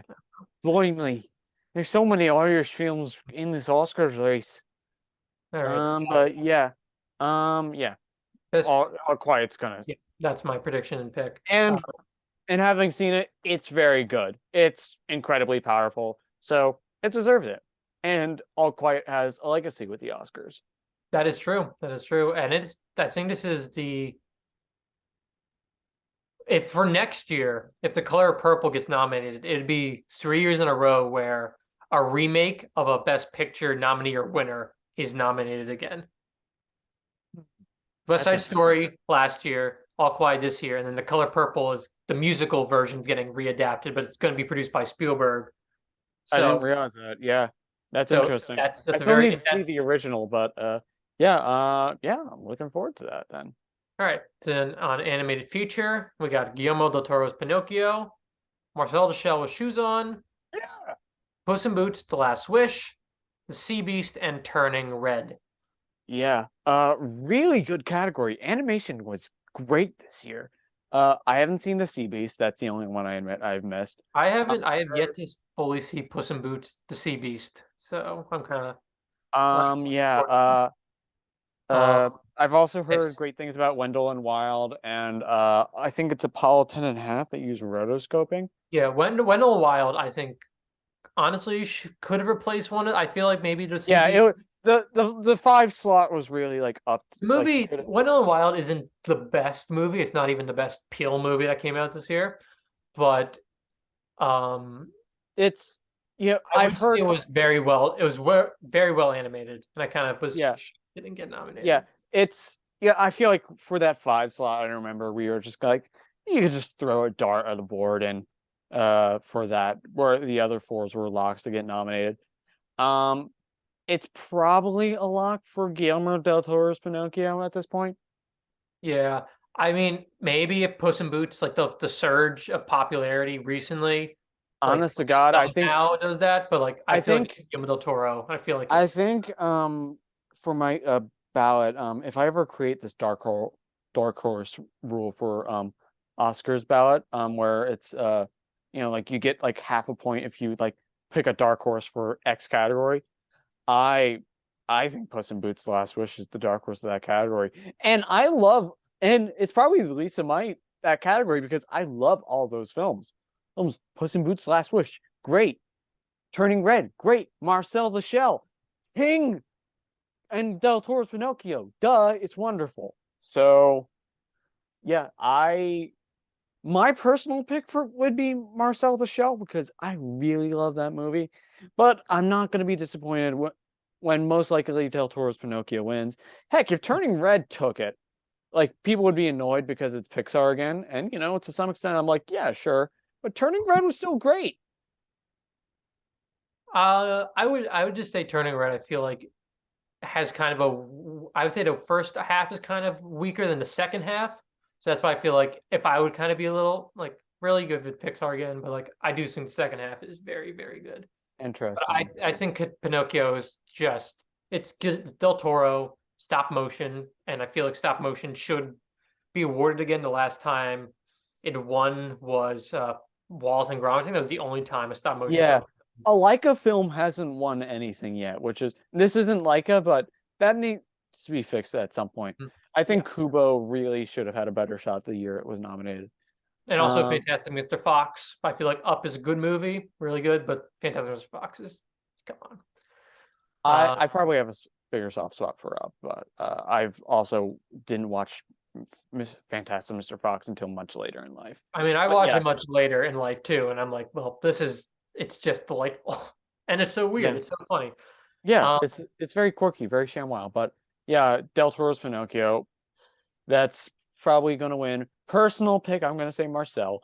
And this is where I'm gonna like really. I feel like Dark Horse is Puss in Boots because people love that movie, and I also think it's a case of Spider-Verse where like people really didn't know. Um, I I don't think anybody expected how good that movie was, even though I was intrigued by the animation, and I was like, oh right, yeah, it's finally coming out. I remember just hearing about it for years. Why the hell are they taking so long on a Puss in Boots sequel? I remember liking the first one, and then I mhm. see this, it's like, holy crap! Like, what the hell? Make a really, just really great DreamWorks movie, like out of nowhere, and with Yeah, a franchise that's like, it's good. yeah. I'm talking about I'm Puss in Boots. Shrek is great, but like Puss in Boots is like, it's one good movie, but like Yeah, I thought the I've first one heard was very solid. good about. Yeah, and the Last Wish is it's really damn good. I mean, and the animation is stellar. Um, I mean, we just saw the trailer for Teenage Mutant Ninja Turtles Mutant Mayhem, and That that's looks another so good. case where we're seeing the effects of how That could be a Spider-Verse on the contender industry. next year, maybe against Spider-Verse, Maybe, but I see although I feel Spider-Verse. like, yeah, I feel like an Elemental too. You know, uh, Yeah, Pixar always gets in, and yeah, I'm sure well, it'll be great still. yeah, Um, I have no doubt uh, about it. I feel like if they really play their cards right, Across the Spider-Verse could get a Best Picture nomination, but that's besides the point.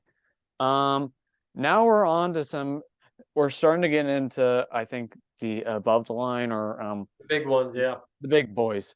For Best Adapted Screenplay, All Quiet on the Western Front, Glass Onion, A Knives Out Mystery. Don't tell Ryan Johnson that's part of the title. Living, Top Gun, Maverick, and Women Talking. Um, a pretty good category. I have not seen Living or Women Talking yet. I haven't Um, seen Living or All Quiet, so I'm but sure I'm sure Living is great. I've seen the other three. I've seen Top Gun and Glass Onion, and just saw Women Talking. And I would have to say my prediction and pick is Women Talking. I think that screenplay is very solid.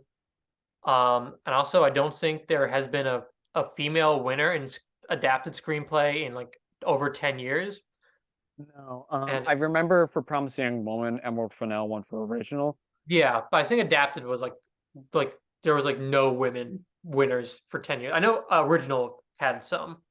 Yeah, it's been a while. Oh, wait, Women. never mind. The Coda won last. I just forgot that broke Oh that. yeah. Never Oh mind. yes. Forget that. But also Sarah Polley got snubbed for director. I Yeah, honestly and I think she think should get snubbed. We'll talk about that in director, but I think the screenplay is great. I love Glass Onion screenplay, but I do feel like the first one's a little stronger, and I feel like that should have won in 2019. Honestly, don't remember what did win in 2019. Parasite. Um, Never mind. Parasite was great. It's Parasite, so it's hard to say. It's really hard to say, but I do feel like Knives Out would have been my pick. Yeah, But yeah. It's mhm. a and Maverick was still really good. Top Gun, I feel like people are like, why did Top Gun? I do feel like the script is it's very structurally sound. It is very like Yeah, it's a well put it's together. like a But like, solid. It just hits all the bases. It does exactly what you need to do. It I don't think it's like very. I don't think the it's dialogue, not the best. ground. I mean, it's all good dialogue, but I don't think it's like anything better than I like. think I think to me, I think that was kind of them just wanting to show support for Maverick in an above another above the line category. I think probably I would have probably leaned for director for that, but either way, it's nominated. It has a, I guess, a chance to win, because it's Maverick, and they could want to give it another above the line thing, especially if it really is, you know, Um, I feel like I don't know. I I feel like that's Top Gun Maverick winning screenplay would be. I it would love the be. movie, but like I would be like, I love McQuarrie. really? McQuarrie. I'd be That is very true. happy for McQuarrie. But like Um, I wouldn't want to give Eason Kruger and Eric, I think, because Eason Kruger like wrote the the bad Transformers movies. So like I don't know if I really Yeah, want to give him. yeah. Although I And feel like also Sarah Polley is a very sort of got snubbed for director. The movie's yeah, very no, I well think written, very great I script. not having seen it yet, I believe, all that. And I think, yeah, women talking. I feel like that's always been the I front mean, runner it's with this the title category. is literally talk. It's all about dialogue. The whole movie And is basically dialogue, and it's and really it great. it sounds like it was a great adaptation of the book. Hmm. Um, yeah, I've heard it's the front runner for this category for, months. And it just won the WGA. So it's got all the momentum, and yeah, I think people are just a little annoyed that Women Talking didn't get anything, so I feel like it definitely could get Well, it. I'll get to when we get to supporting actress and actor. I'll talk a little bit more about that. Yeah, but and even though my heart, Glass Onion, oh, Glass Onion, I do please. like Glass Onion script. That would be my second, like probably second choice. I would uh be screaming. Nick, if we all watch the Oscars together this Sunday, I will I will be so happy to be wrong if Glass Onion wins. Heck, by the time I change this, I could just be a stubborn idiot and just pick that just because I really want to see it win. Um, and also All Quiet has a very good chance here because it was, from what I understand, it was a very interesting adaptation of the book, and it just has a lot of it's All Quiet on the Western Front. I'm surprised it didn't get director, you know, with what That it was a weird one. yeah, with what it did get. But it's it's a very well written movie. It has a very interesting structure. And I think that has a very good shot. Honestly, like like yeah, I mean, I was listening to For Your Consideration earlier, and I've heard that basically like that and Women Talking were like two, and that everything else was a little bit further down. I mean, I really, really want it to be Glass Onion. I really want it to be Oscars, please. If you give it to Ryan Johnson, I will give you a blowjob. Who Okay. said that? All right. Um, let's move on to a best original screenplay. Nick, you want to tackle this one? Yeah, I'll talk about these. So we have Banshees of Inisherin, Everything Ever All at Once, Fablemans, Tar, and Triangle of Sadness. Yeah, Now, I I haven't seen Triangles of Sadness. uh I don't really like Triangle of Sadness. I thought it was I thought it was funny in the first two acts. Then like the third act just kind of like killed anything interesting in the movie. That's interesting because I've heard for some people it's their favorite part of the movie. I've heard nothing but hate for the third act, so I don't know who you're talking to. And I did not like the third act as well. But Um, I like a lot of the dialogue in the first, especially in the second act of Triangle of Sadness. But I would say that's probably my least. I mean, I haven't seen Tar, so I maybe I Tar. have I seen heard Tar. Tar. I think it was well written, but it was well written and it very much with characterizing that journey. I also Did just you? like I had the thought earlier today that all of these nominees are also, or at least yeah, are also all these films are also nominated for best director, which is interesting. That's very interesting. It's really between two movies here. Um, it's between Banshees of Inisherin and King Everything Everywhere All at Once. This is tough because it's like on the one hand, it's like Everything Everywhere, it's gonna get so many things. Does it get original screenplay on top of so many other things? Because Banshees, it's hard to say for Banshees. Banshees could get nothing, which would be That's weird because it's but then also the Fablemans could also get nothing. yeah, that too.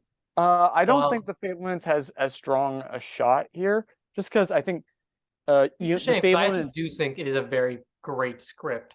it And is a great Mike script, Kushner, who's an excellent playwright, an excellent script writer as well. and this is Spielberg taking a shot in the writing chair as well, which he hasn't done in a long time. I Mm. believe AI was his last writing credit, and he's written his my favorite Spielberg movie, one of my favorite movies, period, Close Encounters of the Third Kind. He did write it. Mm-hmm. But yeah, Yeah, I he would. wrote Poltergeist, which is why I will say that no matter what you say, Poltergeist is in essence a Spielberg movie. Mhm. Um, the one thing I feel like that maybe the Fablemans could upset. This is a rarity, but maybe giving an award for Tony Kushner because he has multiple Tonys for Angels in America, and they might want to say, Hasn't he won something? he didn't win any Oscars. No, he Really? um he got nominated for Munich and Lincoln. Didn't get nominated Mm, for West Side Story, which he should have. That's a really fantastic adaptation. Um, yeah. but I do think it is honestly, I would maybe say Banshees just because I think the Daniels are gonna win two Oscars at this point, Yeah. and maybe a third. But I mean, again, Bong Joon-ho also won Yeah, Bong one. Joon-ho, Parasite Sweep. God, But yeah, this is really tough to say. I'm gonna My just say heart goes Banshees with it. because I feel like Banshees wouldn't win anything else, I and agree feel there. like I feel like the Fablemans is gonna be like The Irishman, where it was like, oh, this big director is coming back, Well, and it's it's also just the story of don't peak too early. A Star is that is Born peaked also too very early. The Irishman peaked too early, and The Fablemans definitely peaked too early. And I love The Fablemans. I think it's a wonderful movie. Uh, and I think uh, uh, this is really tough. My heart says Everything Everywhere All at Once. I know that's what my heart says because how do you not? That movie's original is shit. And it could also. I yeah. really don't know. I would say I do think Everything Everywhere should win just on its originality Yeah, if on its you're own. going with So, original, Everything Everywhere All at Once is by far the most original film this year. but I would also say Banshees has some fantastic dialogue, and Banshees really does. I feel like they Irish wild. Was you never wild? that's I don't know. It's just I do think Everything Everywhere. Honestly, I would say my prediction. I'm going to switch it to Everything Everywhere, just because I do think it is just it's going to be insanely strong, and it did win DGA.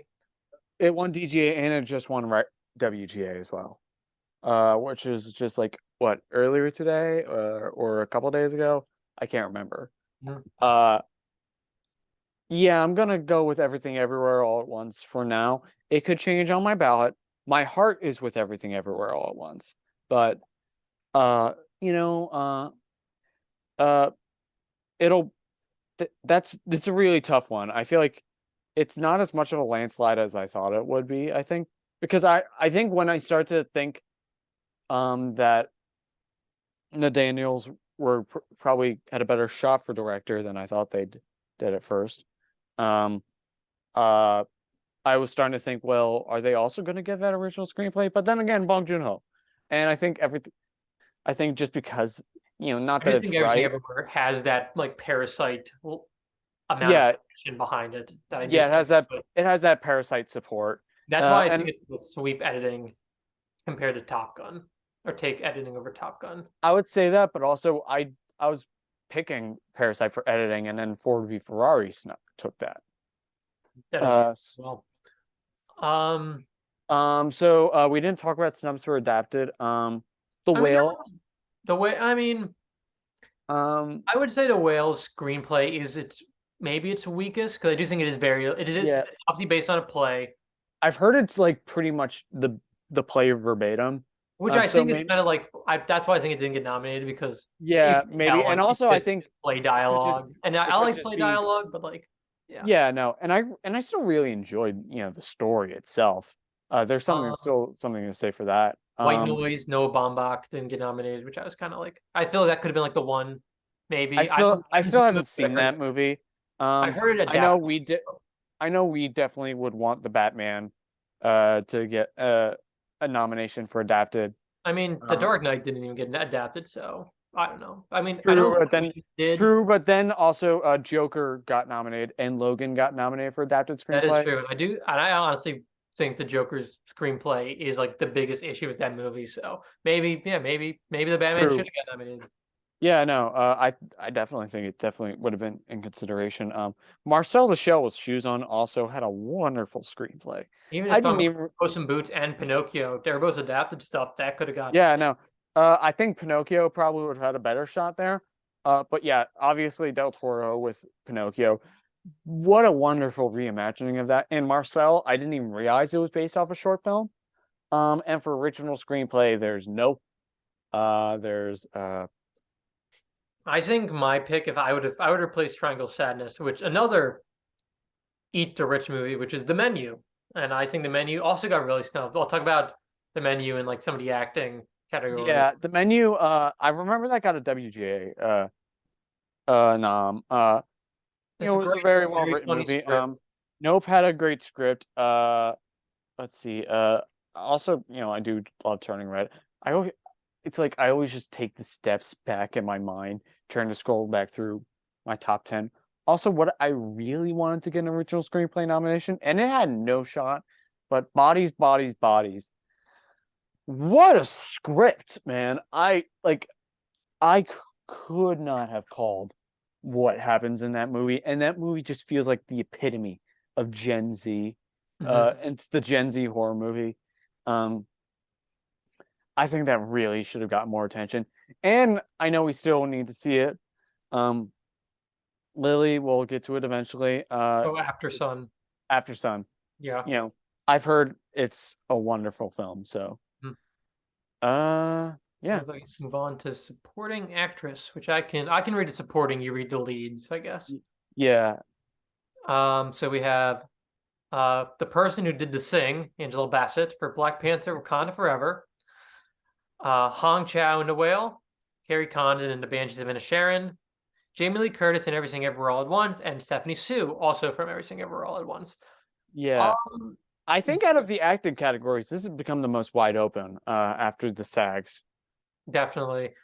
Um, My gut is still leaning Angela Bassett, but it's very wide open at the moment. I feel like Hong Chow, unfortunately, is the only one who really doesn't have a shot here, which is which is a shame which is a because shame she's because she's wonderful. actually my pick, but I honestly think she's the best performance of that movie.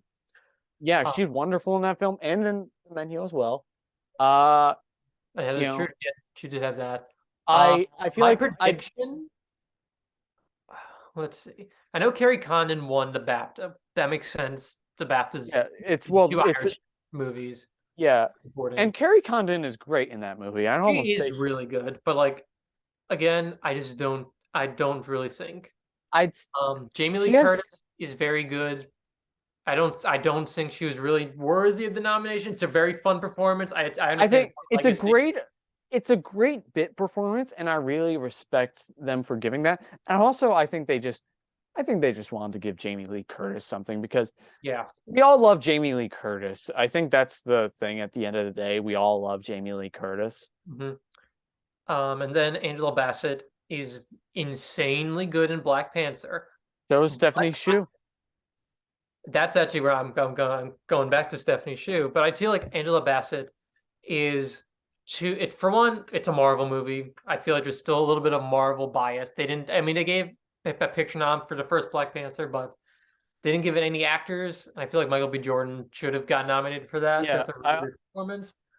And I or they just don't gave know if they're ready to DJ for nominate Endgame. him. I I don't know. I think for me, if anything, I think I was kind of going off of this earlier. The love of Chadwick Boseman, I think, could carry, and I think she really does carry the her and Letitia Wright probably, but especially Angela Bassett. I mean, we know exactly what scene that they're gonna play. Is the thing. It's That's the true. my entire family is gone moment. We know that is the scene that is going to be played, but it's Mhm. not just that scene. It's the scene where she's like at the UN and she just is just commands the room. It's a That's scene where true. she like intimidates Namor. She's She does a wonderful in lot, that and I film. do think it is a very great performance. It's a great But category.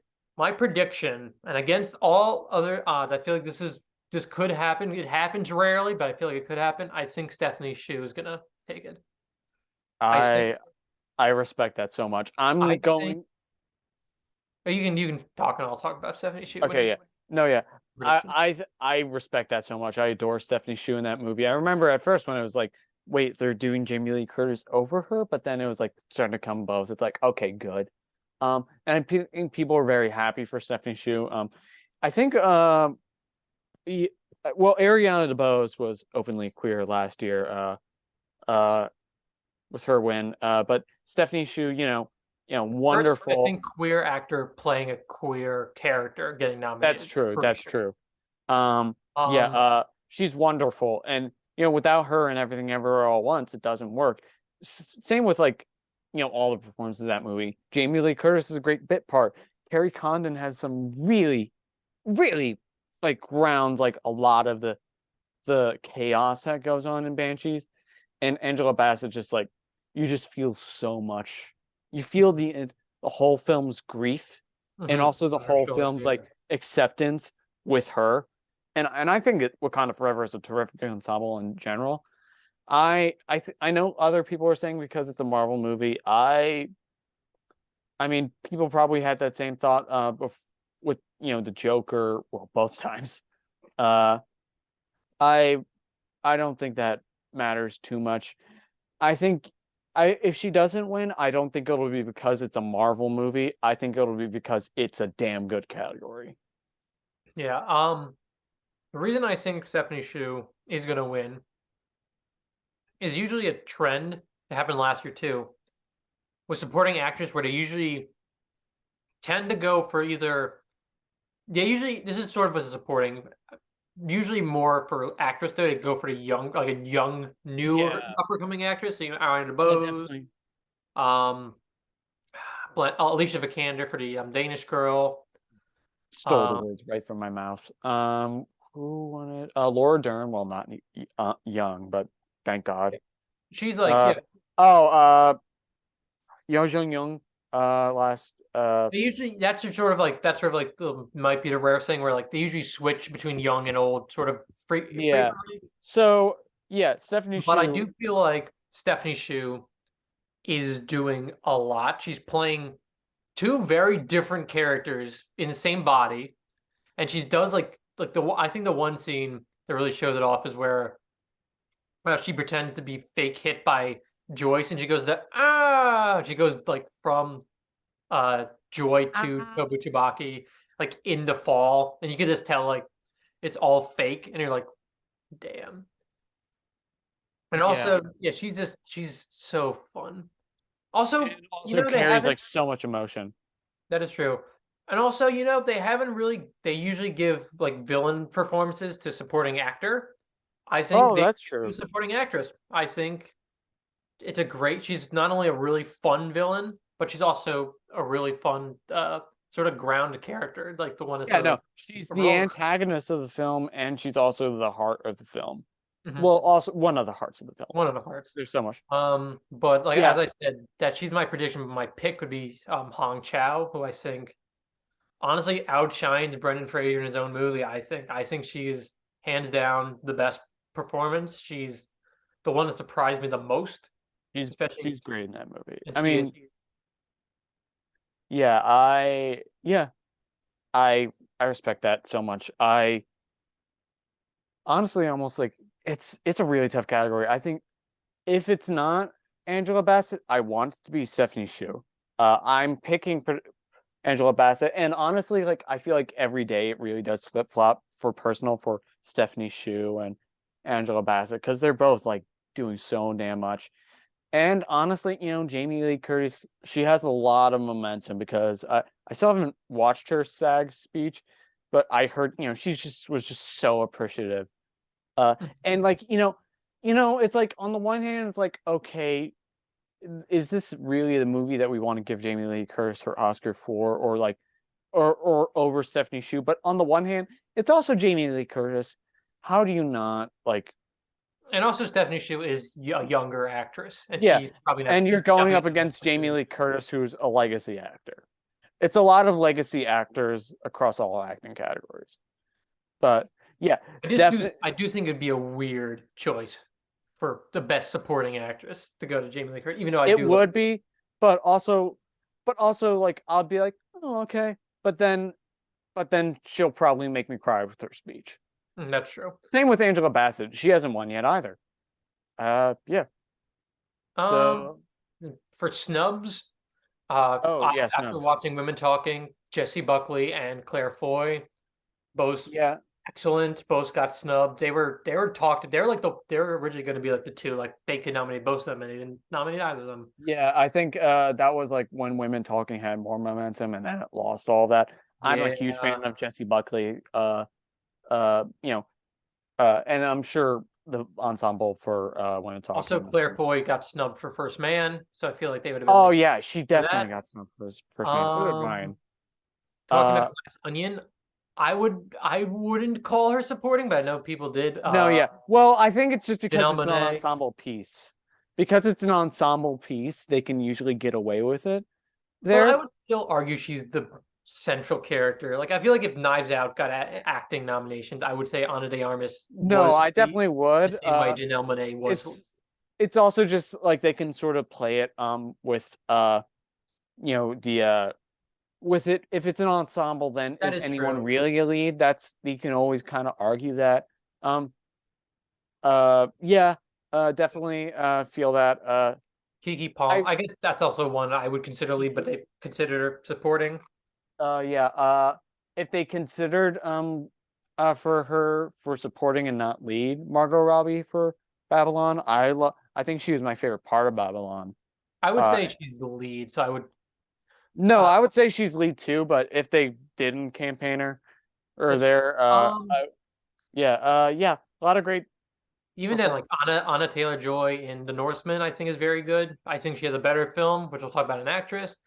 Mhm. But Yeah, even more actually, I'm going to talk about actress for a little bit. it's A person in actress that should be here, and that is Michelle Williams. But we'll talk more about that when we get no, and also Pell Dano should be in supporting actor. Let's move on to supporting to actor. actor. Yes. So we have Brendan Gleeson for The Banshees of Inisherin, Brian Tyree Henry for Causeway, Judd Hirsch for The Fablemans, Barry Cogan for The Banshees of Inisherin, and Kehi Kwan for Everything Ever All at Once. Pick prediction, Kehi Kwan. Like it is Katie Kwan. hands Yeah, down, Katie not even a Kwan. competition. No, it's a done. Like I think this is like probably the This would be biggest lock, like this would be like honestly, I would say it is uh the biggest lock of the night. I would even say it would be like a Heath Ledger, Christoph Waltz in Inglourious Bastard, like best performance in this category, like top three. Like I'd say who's the best person to ever win Best Supporting Actor, I would probably say Ke Kwan or those two. Yeah, I mean Katie Kwan, he's remarkable in the film. I He's mean, and his story, like he is just like especially because I love Goonies and King not King Temple of Doom, yeah, but like he was a kid, and I'm like maybe now he wouldn't be as good. No, no, he's yeah, better. He's better. He's the best he's ever been, and it yeah, is it's so hard. He's so remarkable. happy. He's always like so excited. And Yeah, and I don't. every press junket that you've seen him in, he has just been a bundle of joy. Um, he is just it's just like, and Especially he has like the crux of the film with the in another life scene, really. Like mhm, that scene is just like it is insane, just the amount of emotions there. mhm. He does so much in this film. Honestly, you could also argue he's a lead, but they knew they had to win for supporting anyway. I would argue he's definitely more supporting just because Michelle Yeah, Yeoh is like the central yeah, character. yeah, yeah, yeah. No, But yeah, he is. but it's his Oscar to lose. It's the biggest lack of the night.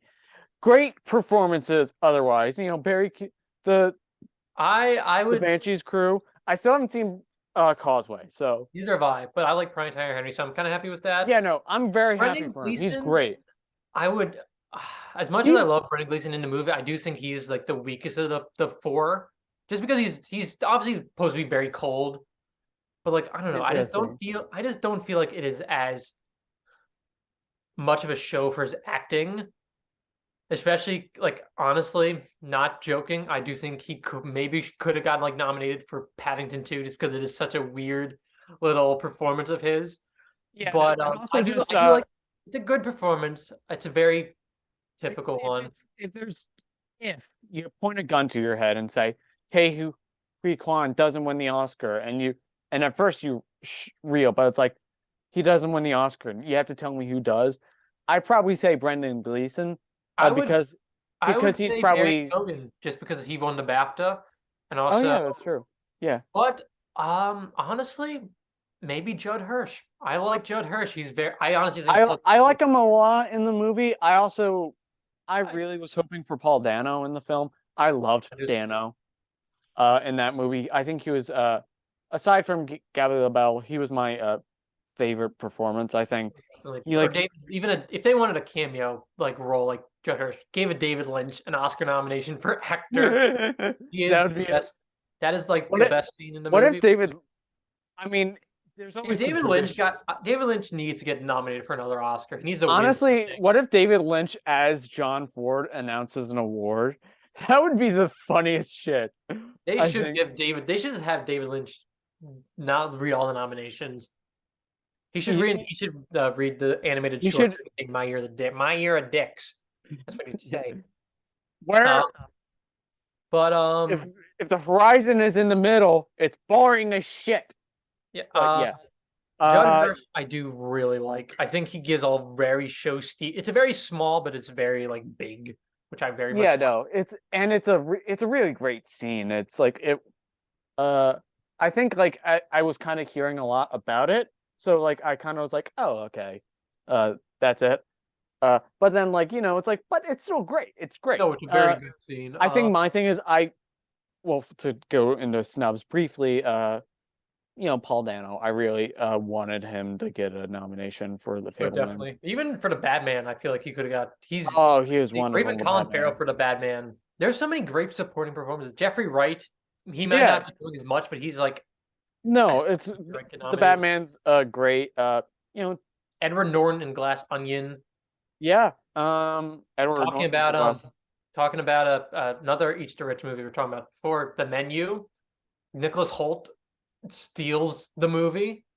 There's I a lot of great performances in The Menu, so that's hard to say. I honestly think he was my favorite part. He has the funniest Oh, Pedro dialogue. Pascal in the Unbearable Weight of Massive Talent? Probably not, but he's great in that movie. I know James that Hong. I would also say, James Hong, yeah. nobody was really talking about him this season. Women Which going back to women talking, Ben Whishaw, the only man in the movie, gives a fantastic Oh, performance. Ben Whishaw is phenomenal. I love Ben Whishaw as an He's actor, an so I was a terrifically underrated talent. He's fantastic in Mary Poppins Returns. People and forget he's in it. Paddington and he's the one of my favorite. He's not the best Q, but he's a very good Q in the Bond films. Yeah, But something I'm forgetting. Ed Norton. Oh, Tena Cuerta for Namor in Wakanda Forever. Wonderful in that movie. yeah, I do think if there was a comic book movie for supporting actors, it should be the Batman. No, I wouldn't disagree. But I do definitely like his performance. Yeah, But I again, think I think I talked about this during our nomination predictions. I know they would never do it. They should have nominated Justin Long for Barbarian. He's the reason the movie works so well. I feel like I because it just that shift to him makes the movie so much funnier. And Justin Long, he's a good actor. I never really think much about him though. So when I watch it, I'm like, wait, Justin Long is legitimately fantastic in this movie. oh, But also they would never nominate him. going back to horror for a second, Ethan Hawke in The Black Phone. Ethan Hawke, Really great. not Northman. no, not the Northman, not the Northman. In Glass Onion. Stephen Yun for Nope. Oh yeah, no. His Also, uh, Asher Angel, whatever the guy's name is, the other guy too. Nope had a lot of great performances. Yeah, yeah, we could keep going for great performances. So let's move on probably to the lead acting categories. yeah. Yeah. So for best actress, we have Kate Blanchett as Tar, Ana de Armas for Blonde, Andrea Riseborough for To Leslie. That is something we did not talk about during our predictions discussion, which we should have. Michelle Williams for The I thought we Fablemans, mentioned it. and We might have Michelle mentioned it past. Yeoh for Everything Everywhere All at Once. I can't remember if we mentioned it. I think we must have forgotten it. Uh, No, because or maybe we didn't. I But feel like I either way, remember hearing about that, and I was like, I maybe. remember hearing about it too. I don't remember if we mentioned it. Yeah, that is, and the fact that they were like talking about rescinding her nomination, which was weird as shit. Um, I mean, out of the nominations you should have rescinded, it's Blonde. no, I well, it's more like the campaigning, know, I which get it, is, but like, which I don't like either because like it just shows a lot how much like I mean, I love award season, but it is just a lot of studios just dumping money in front of people to be like, hey, look at our movie, or just like actual like Oscar voters just giving them gifts, just giving them like free shit. that's kind of It's what just I kind of respect about the Rise Bearer. It was very like underground. It was just people. exactly. Kate Blanchett, I think at the Critics' Choice said, vote for me, vote for Andrea Riseborough.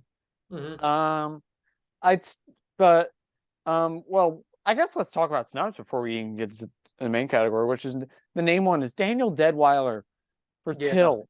Mhm. Daniel Deadweiler for Till. That was the one In a I different was year, like, she could have won this category, and she wasn't nominated. That's a steeping pile of bullshit. I yeah. love Ana de Armas. We love her, not for Blonde. I still haven't No, seen the movie, and I don't know if I want to because I I just I hear it's just. I've looked at the Wikipedia and I'm like, no, just not even gonna try. I've just everything I've Um, heard about that movie is gross. yeah. Which is But like, yeah, disappointing. At first, I was intrigued, and then I was like, ugh. yeah, Daniel Deadweiler. I haven't seen Till, but I've heard. From what I've seen, it's Having seen it, fantastic. she's wonderful. She's wonderful But in then that film. also like I Viola Davis and the Woman King, that too. also, but also I feel like the same happened for Selma. Like it was like a very important like movie about the civil rights Oh that got yeah, really snubbed except for picture and song. But like David Oello yeah, got yeah, nominated for that, and I yeah. feel It's like we true. could take for this. Yeah, I mean, Which is a shame, but yeah. It's just unfortunately, it's a very white categories. I think Brian Tyree Henry and um, well, not including the Asian actors, but for you know black that. actors, I believe Brian Tyree Henry and Angela Bassett are the only black nominees. Hmm. Um, uh, but yeah, Um, let's talk about the actual people who winners. Really, it's a dance between two people. It's Michelle Yeoh and Kate Blanchett. mhm. Um, Both have very good shots.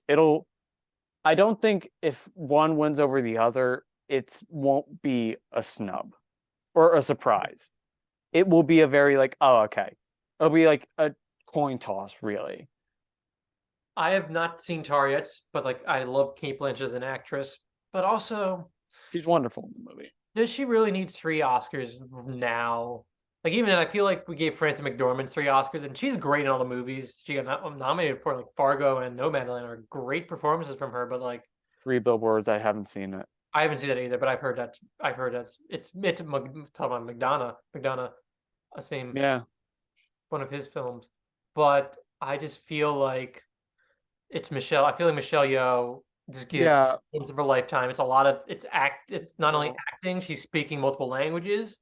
She's playing the it's piano with her built feet. around her. She went through kung fu and all this cool like action stuff, which she's been known to do It's for. the performance of a lifetime. And Kate It is. Blanchett also gives like a phenomenal performance Mm-hmm. in Tar, like really phenomenal. But it's just Michelle Yeoh. Feel like I that's my didn't prediction. My pick is that Michelle. is yeah, I would agree. I won't be surprised if Kate Blanchett wins. I won't be entirely disappointed.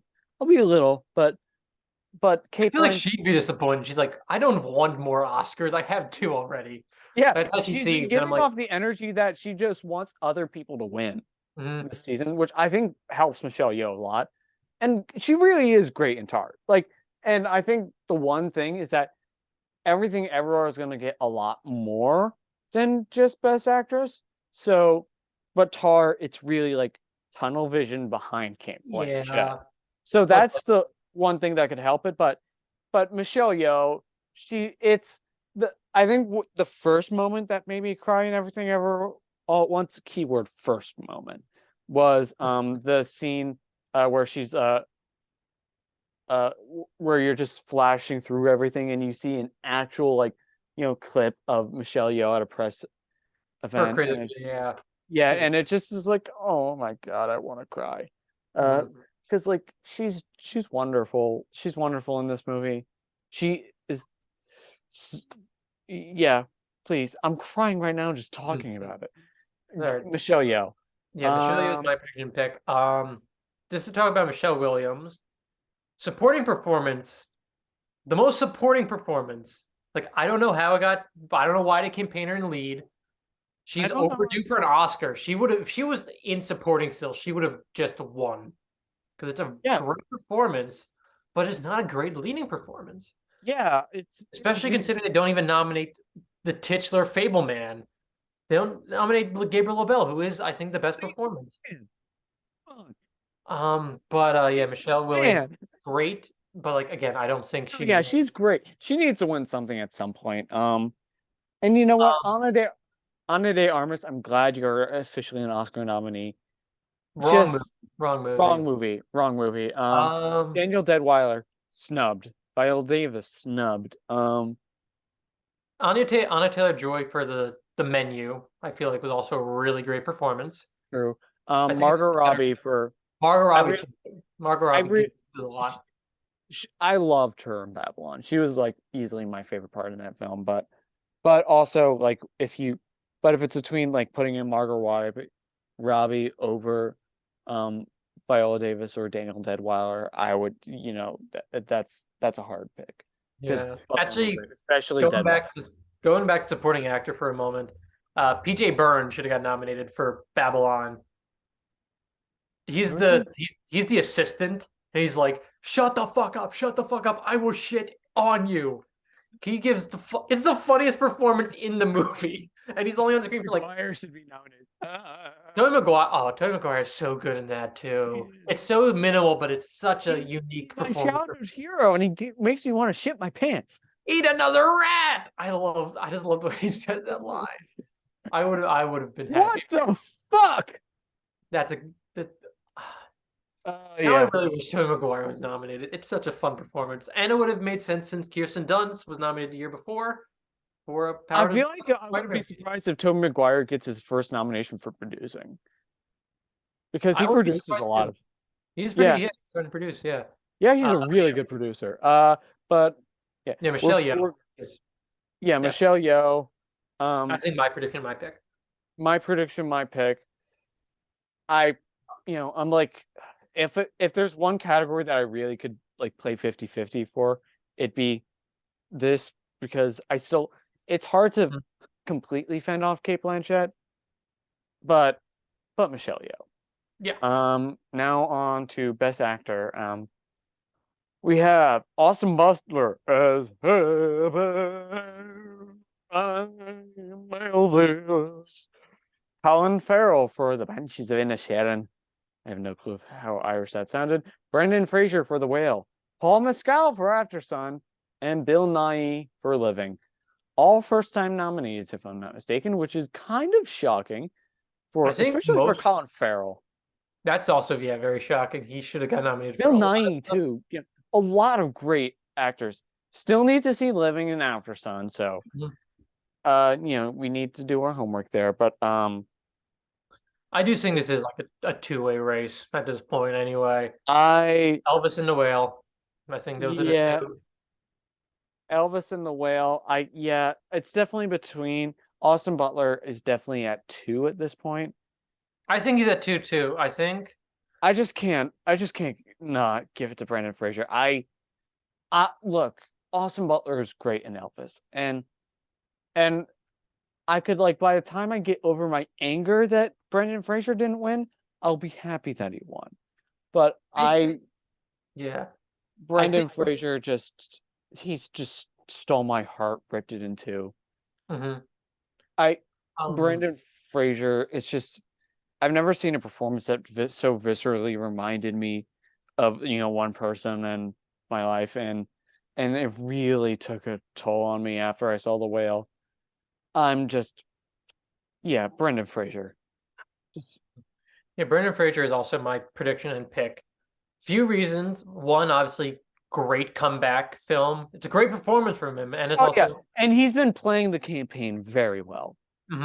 he's been giving very good speeches. Um, he's been doing a lot of stuff with the Everything Everywhere crew because they're both Yeah, A24. There's a lot of photos with yeah, them. I feel like, A24 killed it this year. especially if I'm really predicting Everything Everywhere is going to win 3 acting stuff, I Oh think yeah, I think I think he could come along with that and just be like a little. He's like, yeah. look, I'm here too. 20 And A24 is going also to be like, him and Kay Kwan were in yeah, Encino and the together. Mancino man, we're Be a still nice here. little We're thing. still here. And also the reason why I think Elvis Austin Butler might be sort of failing is the voice. He's just been keep doing the voice, and people are like, this is it's kind of like, is it real? Is it like maybe you should we're just kind of like getting old. How you I'm still having the voice. Yeah, it is like And I didn't even honestly like really perceive it. It's like kind of just like honestly, it's like maybe you just do it so intensely for such a long time that it's just like you can't like undo it. It almost like you. yeah, It's kind of like Janelle Monáe's character in Glass Onion. Um, that's what she was, rich bitch. Except rich rich bitch. I don't know. That was a terrible Elvis, but yeah. Yeah, and he's great in Elvis. And I think in the movie it was more centered on him. I think that would help because I think the thing with Elvis, I think took away the from it way a it's lot. told is very interesting. And Yeah, also, it's like I don't I know. can't tell if it's a movie about Elvis, a movie about Elvis and his manager, or a movie about Elvis's manager.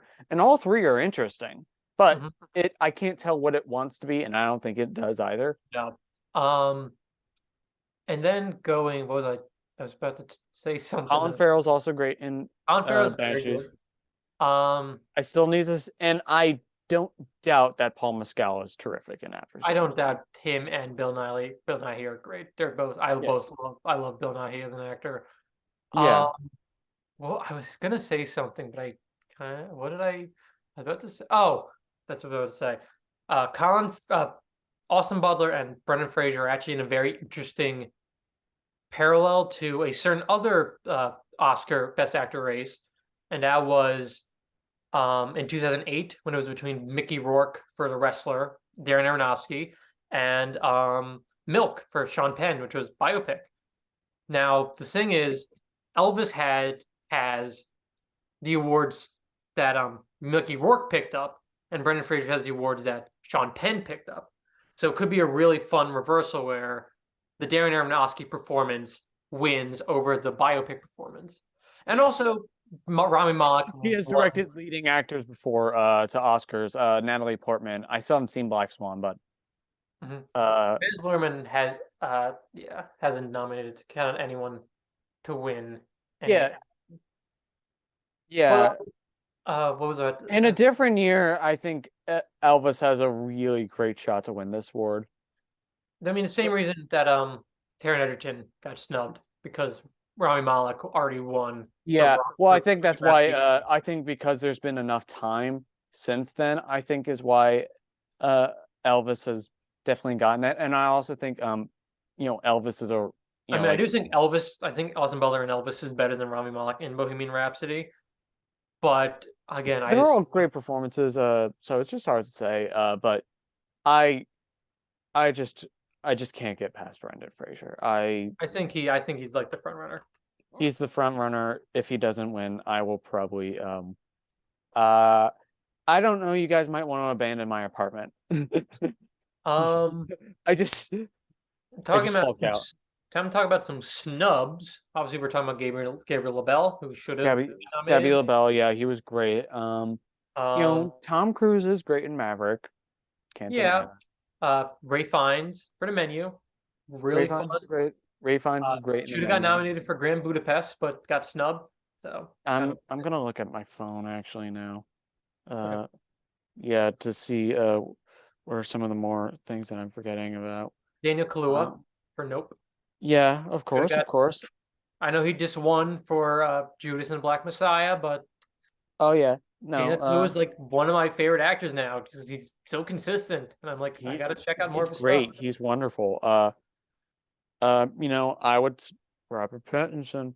He's great. Robert You know, Pattinson, Diego Calva. oh, someone we forgot for Best Actress. Mia Goth for Pearl. Sh I haven't seen Pearl. Yeah, I've seen. Wonderful, I honestly, wonderful in Pearl.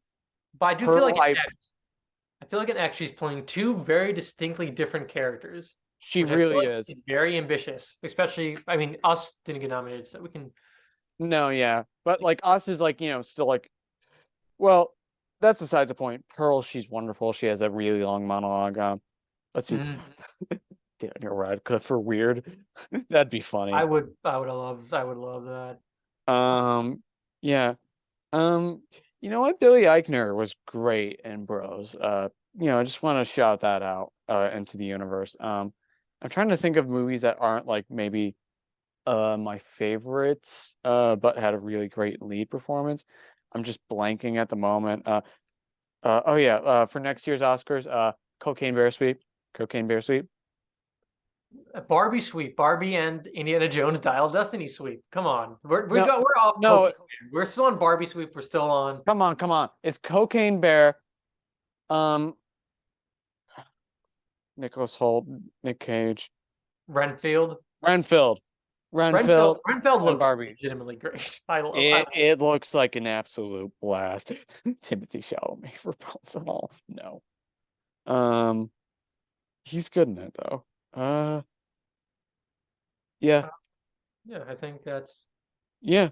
Uh, yeah. A lot of great performances. Now for best director, we have and maybe best picture. We can split it. Reading Martin Oh, McDonagh for The Banshees of Inisherin. Daniel Kwan and Daniel Shiner, aka the Daniels, for Everything, Everywhere, All at Once. Steven Spielberg for The Fablemans. Todd Field for Tar, and Ruben Ostlund for Triangle of Sadness. Out of all the picks for that fifth slot for director, I am surprised it was him. I Sarah had Polley. him. I had him in like a while ago, like when Triangle of Sadness was like people were like, "That's gonna get nominated." Then it wasn't. Then it did end up getting nominated. That was Yeah, I was surprised Joseph Kaczynski didn't get in. Charlotte Wells, Charlotte Wells, Sarah Polley, Sarah uh, Polley. There were a lot of people James on that Cameron, bubble. Edward Berger. I know some Yeah, people were predicting Baz Luhrmann, RRR, shit, Amy RRR. Chazelle for a while before people just decided to not like Babylon, which is come on, it's just It's a divisive movie. it is a It's divisive movie. I'll give him that. yeah, But I do think it but is a better directed movie than La La Land. either way, I definitely think it's between two movies here. But I well, it's think between The Fablemans and Everything Everywhere All at Once. But the Daniels are the Daniels are. the Daniels I have been think cleaning house. So I as they much as really I have, love the Failmans and I love my Spielberg, and I do I too. love my grandpa Spielberg. I do too. I just don't think I don't he should have been winning more and he's not. And I think the Daniels No, are just gonna take it because they're I'd agree, movie. and yeah, and And also Failman's I mean, it's a great, fantastic movie, but if he should have won it for a directing achievement, it should have been West Side Story. also just hey, Everything Everywhere All at Once is a phenomenally directed movie. Yeah, How do definitely. you direct a movie like that? It's like So I'm weird, just so thinking. creative. Yeah, It's I think just it's hard to. you go from subtle to wild. You include the Smash Brothers sound in there. You have Mhm. an entire scene where she's beating up people with dildos. And Scene where then they're you just can rocks. yes, and then you're crying Hmm. at the same time. Raccacoonie, it's That's true. just it's hard to deny the power of that. a lot of great directing feats in this category. Martin McDonagh's very good as well. I haven't Yeah, seen Tar. Todd Field Is very good. did really good with Tar. Like that was really impressive what he did with Tar. Um, and Spielberg, I mean, yeah, he's my favorite director of all time. But it's just they're really, and this is just cliche because he's, you know, it's the movie's based off of him. But I really never seen a movie where the director is such a key part of the film. That Like is very true. he's the main character of the film. The person behind the camera is I mean, just if on Oscar night he wins somehow, I would be very happy. Like, no. And also, would we be that shocked? No, it's Steven Spielberg. I mean, he hasn't won since Saving Private Ryan, which is kind of No, insane. no, it's a shame, but also it's Steven Spielberg, so it's like, you know what? We love you. Ooh, you're gonna keep making great movies. Let's keep giving it to the young talent. Mhm. Um, And I have heard this is like sort of his last like real Oscar player. I mean, it might just nominate what he does. uh, I've heard at least he's just like kind of in a field of he doesn't know what he wants to do right now, which is interesting. Yeah, He said he's gonna do. I know I see a next series, there's the Napoleon series, which I've heard he's doing, but I heard his which is next based off. movie is The Bullet. It's Yeah, I've also heard about that. like a sequel or something to Bullet with Bradley Cooper. Yeah, which could be Which interesting. I'm very And interested. that series too. Stevie's never directed TV, And so he's producing Maestro, the Bradley Cooper Leonard Bernstein movie. So, oh yeah. is And there? Bradley Cooper needs to get his directing Oh, nomination there. for that. Assuming it's actually up to snuff, because there have been times where we thought, that movie's gonna get all of the Oscars, and then it's just like, oh, this shit. But yeah, the Daniels, with like Spielberg as like a nice I would say second. they're my prediction and pick. I do very much like. I think it's also just they're so like ambitious, and I kind of They respect. are, and it's just like how do you direct a movie like Everything Everywhere All at Once? It's a that movie is everything. It's everything. It's a masterful feat of directing and like just how even It's putting it's together. a master it's a masterpiece of filmmaking, and and also it's going to be incredibly wild to see the two people who directed the Farting Corpse movie win an Oscar. And I still need to see Swiss Army Man, but still that's always the funniest thing ever. Also, But it would be the first film to win double directors since No Country for Old Men. yeah, definitely there hasn't been a directing duo in quite a while. So yeah, and That could be also like that could be its package. It could be even if like Michelle Yeoh or Stephanie Sue or editing don't get it, it could get the No Country for Old Men picture, director, screenplay, supporting actor. And yeah, I think it'd be an all time for all four, just like No Country for Old Men was. yeah, no, I mean it's already an all-timer, so Mhm. it's yeah. So well, let's just move on to um Best picture. Best Picture. Unless wait, did we mention any snubs? Let's mention any snubs for We were director. talking about like that before. We were talking Yeah, about a little bit. I also want to James mention Cameron. Cameron. Someone I also want to mention Dean Fleischer Camp for Marcel the Shell with Shoes On. Wonderfully directed. Also Del Toro for Pinocchio.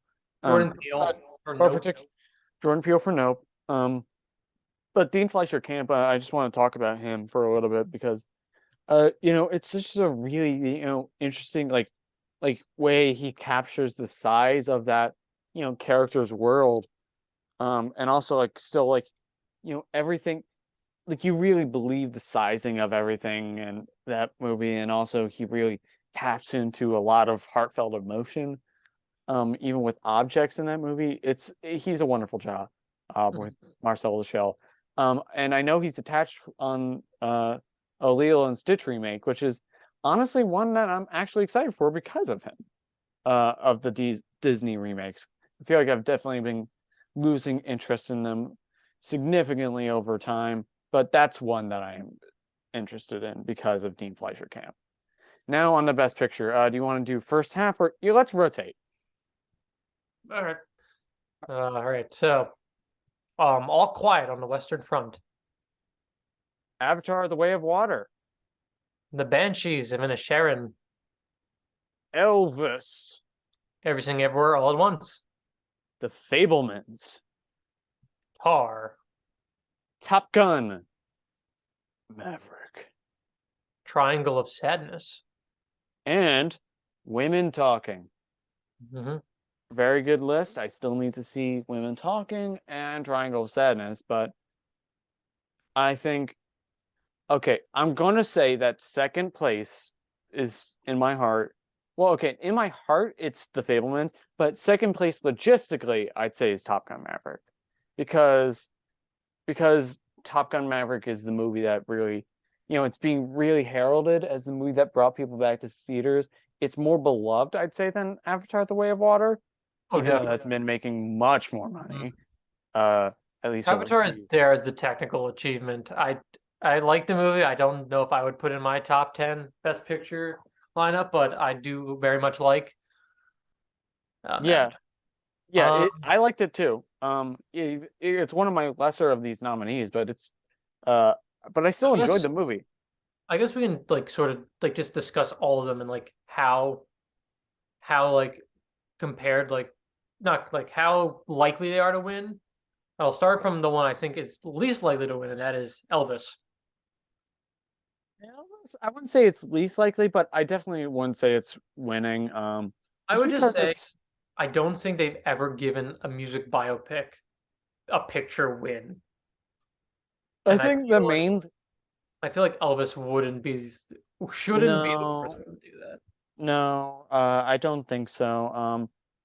Triangle of Sadness, I don't think will win because I I think the think that's nomination, the next one. I just think it is a little it's very satirical, it's very Triangle of Sadness, the nomination is the win. that is I true. think Women Talking is going to get adapted screenplay, and people are happy that it got in, but the It is a nomination is very good movie. So I would nomination is the my win. top 10, so I'm kind of happy that got in. Tar has an outside, Tar, yeah, I think Tar could actually be higher just because like it got a more little tech. higher. Let's see, Banshees, maybe. Um, I would say Banshee's number two. I would put Maverick at two, probably just because of how much people really love Maverick, and like Spielberg like said, like, Maverick is one, is the movie that brought people, you save movie theaters, or That is true. um That is very true. also I think But at this point, like, also All Quiet on the Western Front has a deep dark side chance, mhm. I think. But like But what Top Gun, because like if Everything Everywhere wins picture, they already have director, yes, supporting actor, yes, potential but actresses, that's the thing, editing. is that Everything Everywhere is sweeping everything everywhere. That is Everything true. Everywhere All at Once. It's a wonderful movie. And I heard But I'm that, thinking like logistically, like what else? I feel like a Best Picture yes, would win more than. I mean, Spotlight won just two, and but what I yeah, no, but also the thing with Everything Everywhere All at Once is that it's won the PGA, it's won the DGA, I don't. it's Yeah, won I the don't doubt that SAG. it's gonna win. I'm just saying like what would be the alternative, and I just don't because Top Gun I have winning sound, which is only one other Oscar. I'd have it for I feel like editing and sound. picture and sound is kind of a weird package. I guess No, Banshees would only get screen. I guess screenplay makes a little bit more sense if Banshees got one no. play. I think All Quiet has All Quiet DP and does- Maverick are probably like on a similar level of they're trying for. The Fablemans could have been a lot higher, but I mean that's what we were talking about, is that the movie that peaks too early. It's the you can't, you're just getting so much so It's early, and basically The then Irishman again, where it's like The the Irishman big or Star is Born, where it Hollywood director. loses all that momentum going forward. I would say for Uh, 2018, that was more Spike Lee than Bradley Cooper. No, well, that still won an Oscar That for did Spike true. Lee for adapted screenplay, whereas I mean, Shallow, it won for song, but but it didn't get the director nomination That is for true. Bradley Cooper. Spike still got that nomination. Uh, I guess but yeah, David Fincher for Mank is the one I'm more thinking of. Like it was like, oh, like Hollywood, big Hollywood director has a That big too, Mank movie. also lost some It's momentum, but not. Mank still picked up in some technicals. That is true. Uh, but yeah, I think Everything Everywhere All at Once.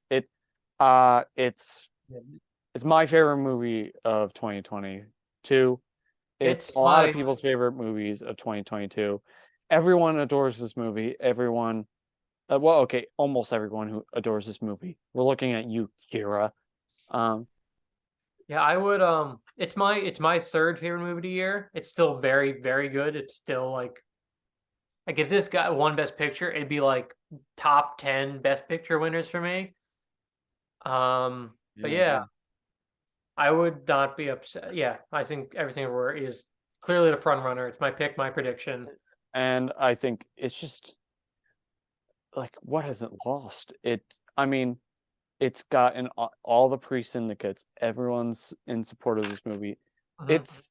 It's going to be to a point where even where I think people will be disappointed if it doesn't win. I think like there will be like an audible like gasp in the room if it doesn't win. It'll like Winner is La it's La Land again. that's more because they flubbed up they announced how that movie lost. I Uh, think I don't know. I think that would be really funny if they just kept doing that. And the winner of Best Picture is La La Land. La La Land's not even nominated. That is funny. Yeah, La La Land actually just well, actually, let's not forget the real masterpiece in 2022, which is Morbius. Oh God. Morbius sweep. I got snubbed for everything, including Yes. best. Best best I can't. actor, best I just. actor. I just can't even. I can't even bring myself to call anything in that movie the best of anything. I mean, I can't Maybe as a Matt Smith. joke Matt not Smith is very good, but even then, it's not the best thing he did in 2022. So dude, he was not good in that movie. This that's besides the point. Morbius, the winner of our hearts, but really Everything Everywhere All at Once. And what I heard is that the only movie to have won the PGA, won the DGA, won the SAG, and didn't win Best Picture was Apollo 13, and that year it went to Braveheart. Um, people were saying should have gone to Apollo 13 because Mel Gibson, not a great reputation now, and Ron Howard. Ron Howard's Ron Howard. Everyone loves Ron Howard, and he yeah. would have got a director Oscar for a better movie than The Beautiful Mind, which A Beautiful Mind is a good movie, but like I feel like Ron Howard Yeah. should have won I for still that. need to see Braveheart to be fair, but It's a good movie, but like it is very historically inaccurate, and I it's still need to see the it. Mel Gibson-ness of it all. Yeah, I think, well, to me, I think it's just easier He's a to good have, director though, so I can't really doubt that. But to it's still, me, I think it's just, it's easier to neglect the past than before you knew about the transgressions, than, that is true. than the point where the transgressions became known, and then that's the case. But either way, with that kind of stat, if everything is in favor for Everything Everywhere All at Once, I mean, it's winning everything. Again, PGA, DGA, SAG, WGA. I believe won costumes. I won. It's it's winning everything. It deserves to win everything. I adore that movie. Oh, everyone adores that movie. We're all gonna be shouting the bagel. We're all gonna have raccoons under our hats. Everything Everywhere All at Once will be the Best Picture winner of the 95th Academy Awards. I couldn't agree more. Yeah, In talks of just some snubs, the Batman should have been the Bat, here. the I mean, Batman, Batman Glass is really Onion. the reason we have 10 nominations now. The Dark Knight and Yeah, Wally, sub in 2008. yeah, And yeah, honestly, I like the Batman more than the Dark Knight. So I yeah. gotten Other snubs. Glass Onion. Glass Um, Onion, The Phenomenal Menu, film. Nope, Menu. Babylon. Nope. I would have loved to have Babylon in there. I know. I would like to see the whale up there. I also get the decisiveness. Also and even though like I adore it, even though I don't think it's in my top 10. Again, it was just a great year for movies. RRR just for the cultural, just the roaring uh, admiration for that movie. Yeah, some snubs. Yeah, but that's all the awards. In terms of, just things to talk about for the ceremony. Jimmy Kimmel's hosting again. I've always thought he's a good host. Maybe not. I don't like what he did at the Emmys for Came to Brunson, where he stayed on the ground. That was kind of weird, Mhm. but I still like Kimmel overall, and I think he's a very safe Oscars host. Given how last year I think the three hosts, it was a very It's real. you know They picked the three. I mean, Wanda Sykes, fine. I love yeah, Wanda Sykes. everyone had a Everyone different else, I was like, I don't care. preference. Amy Schumer should never, should not be in Hollywood. To be frankly honest, I think she's a really bad comedian, kind of tasteless, Yeah, kind of no. a joke thief, which is also very not great. Yeah, it was really weird. In terms Should of the have been. ceremony, I know people were, I think, talking about Tom Holland should have did it, and I'm like, that's great. He's very charismatic, and he's really good. I I was kind of on that camp because of the Spider-Man love I think last that would have year. made sense too, just because like it was like Um, Spider-Man. Also, like they're not going to give that a picture nomination. They're like, we'll give him, time to shine, and he's very, yeah. yeah, no. Jimmy Kimmel's But a little too safe for but me. but either way, Kimmel's safe, but also I think they need safe. I think, They just should have got don't. like Conan. Conan would have been a great host, but Conan would be great. Colbert would be great. Also, just someone from movies too. I think Donald Glover would be a they should great have David host. Lynch host. That would have been great. David, What the hell is this? The Oscars? I don't even have an Oscar. You oh, idiots. I saw in an interview last year, Simu Liu and or The Rock, the maybe Big would have Sick, been. the Big Sick, Oh, Kamal Nanjiani. Kamal Nanjiani, I would all like. I would great. like him. I would like The Rock. I think that'd be a fun one. Yeah, The Rock, Cena would be great. John Cena. I actually would actually really like. Um, Also after her one really good, like Regina King, did a really good job in opening the Oscars the one year Mhm. that they didn't have a host. Uh, yeah, just a lot of good potential options for the future. But either way, Jimmy Kimmel, it's good crowd control for now. Just don't skip any categories on live. Don't do anything risky with moving one thing last over Yeah. another. Or honestly, I think it was don't I don't know. I feel like they might do it again, but I really hope they don't do that table seating again because A, it led to the slap happening, and B, it's like it made it like incredibly awkward when they announced international feature and you see the drive my car guys go all the way from the back. It's like, I wonder why they're in the back and not in the fancy tables. Oh wait, I guess it's because they're not celebrities. You Well, I know, think it's just. I think it's just actors and directors. I think we're in the front because even like yeah, editors in the back, which is kind of like. it was it was names. It was names. Yeah. So yeah, But uh, they're gonna make a slap joke, which is gonna suck. They're yeah, gonna they're have Chris gonna. Rock come out and be annoying as shit, like he always is. I think I'm just a preference. I am fully on Team Smith now. I was like, that's weird why he did that. But like after seeing Chris Rock just milk this shit for yeah, an I think entire it's just. year, I'm like, come on, man. I think it's still just a lot on the Academy, too. Like, and I think Chris Rock shouldn't have made the joke. I don't think, honestly, I think they should just address it in a more serious manner. I think it'll come up in the monologue. I They're think it'll probably come. gonna mention that. But Um, like, I, I hope it's addressed there, but also that it's not too much joked about. I know Questlove's going to be a speaker, which, you know, good for him because um, his moments got ruined by that. yeah, uh, I think, so the person who I think is going to present in Will Smith's behalf, he's already been confirmed to be a presenter, Andrew Garfield. I hope he announces Best Actress. That'd be cool. Um, in his behalf, in Will Smith's behalf, because because I also think because everyone knew that Andrew Garfield was really the two is him and Will Smith battling it out all season.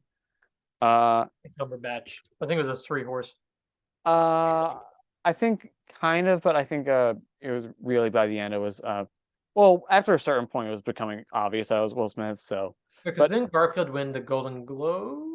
he won the Golden Globe. I think it was just like, like it was really like just like Andrew Garfield, you know, Will Smith, performance of a lifetime performance, really great performance. It was a really tough battle last year. And I And do think with this show, Guillermo del Toro is probably going to win for Pinocchio, and he's very, obviously last year they did a really kind of like dismissive joke about animated films being just for kids.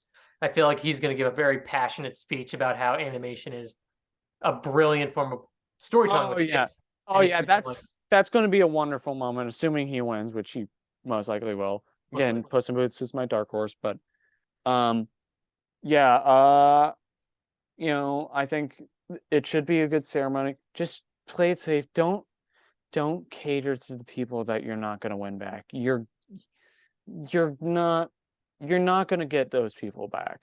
Just what wasn't broke, don't fix it. Don't add a fan favorite category. You can have a bit here there, but keep it to the awards mostly. The occasional bit. Um, Remember that it's about the movies. Mhm. Maybe include a score suite. That hasn't happened in a while. I'd really like that. Um, Open with Natsu Natsu, please, and you will be smart people. You Oscar producers, And you it would be good for ratings because everyone in like India would be like tuning in just to watch that. absolutely. And I think like it'll also just like get a lot of attention on Natsu Natsu, and Mhm. it'll just give the room so much energy. I'm trying to think. Sometimes there's always like a pretentious commercial for watches. Where Uh, like some directors are like, look, we made a watch look cool. they usually do have trailers because Yeah, I that, was about to that story say came for the 2020 Oscars. last year Lightyear Uh, had a thing. I think it's Uh, Barbie. It was Barbie they were talking about was the one that has a new trailer coming out, or it's some other big movie that's could be it might be an Oscar player. Maybe also Marvel. little. I mean, given that it's ABC, just thinking that they could Little give a Mermaid. spotlight to Guardians 3, or I'm thinking more Little Mermaid. Uh, Little Mermaid. My God. yeah, but well, it's still gonna be a big movie. Halle Bailey's presenting, so She's Yeah, she's a I'm great happy for it. actress, and I think the people who shit on her is they're the wrong people. Yeah. They hate her. They hate the movie for the wrong reasons. I hate it because Rob Marshall hasn't made a good movie since Chicago, and also because it is a Disney live action remake. Halle Bailey, not Halle Berry, different Yes. actor. Different actress. Halle Bailey is a great singer, great actress. She's probably going to be really good, but the movie's going to be bad because it's The Little Mermaid's going to look really bad in live action, just like The Lion King looked really bad in live action. Live Yeah, action. well, that wasn't John Favreau's fault. They they just wanted him to do shot by shot. I don't think that'll be as much the case with Little Mermaid, but it's hard to say. But they could give a tease for that because it's Disney, and because you know people do want to see that. That could just like get Maybe the casual eyes viewers. Mario movie? No, maybe probably not. Oppenheimer. I think that already They has. could get they could have a spot for Oppenheimer. Guardians 3 has a very good shot to get a spot. We're talking about next year's Oscars. Oh, for next year's Oscars. I was saying movies like that are going to come out for next year. I'm I'm going to keep ringing that drum that if they campaign it right this time, Across the Spider-Verse will be a Best I Picture definitely think winner. Across the Spider Verse is going to get nominated for I best. and I and I will be delighted to see it. I mean, we You know, have. a Oh movie wait, with Josh Keaton back as Spectacular Spider-Man. Okay, Spider-Man mentioned. Spider-Man mentioned. I think it's Kills of the Flower Moon. What might be the trailer? Oh yeah, that's true. That's coming out for Um, Cannes, and I think it's coming going to be like yeah, yeah, yeah. April. Tetris movie for That Apple. that looks very good. I don't know. Yeah, that looks great. I just don't know if Apple could really redo the success that was Coda, but I I mean, think they could. Apple's honestly surprised me with how well they've actually giving handled Taron Egerton streaming. an Oscar again, Oscar nomination would be great. But Please. We good. Um, Yeah, I think that's pretty much it. For a lot of the things that I'm just trying to think. Hopefully nobody passes away within the next couple of days that they can't include in the in memoriam. yeah, Uh, that'd be unfortunate. we just don't want anyone. We lost a lot of good people. I mean, Ray Liotta recently, well, Hmm. had his time to shine with Cocaine Bear. Hmm. It's just gonna be yeah, just don't do anything stupid. Which it's hard because they've done a lot of that the last couple years, but just don't do They've anything been missing a lot egregious. of. I know I wanted to show they missed. They put a wrong photo. Yeah, They the switch at the end, betting on Chadwick Boseman's win, and that failed that was really bad.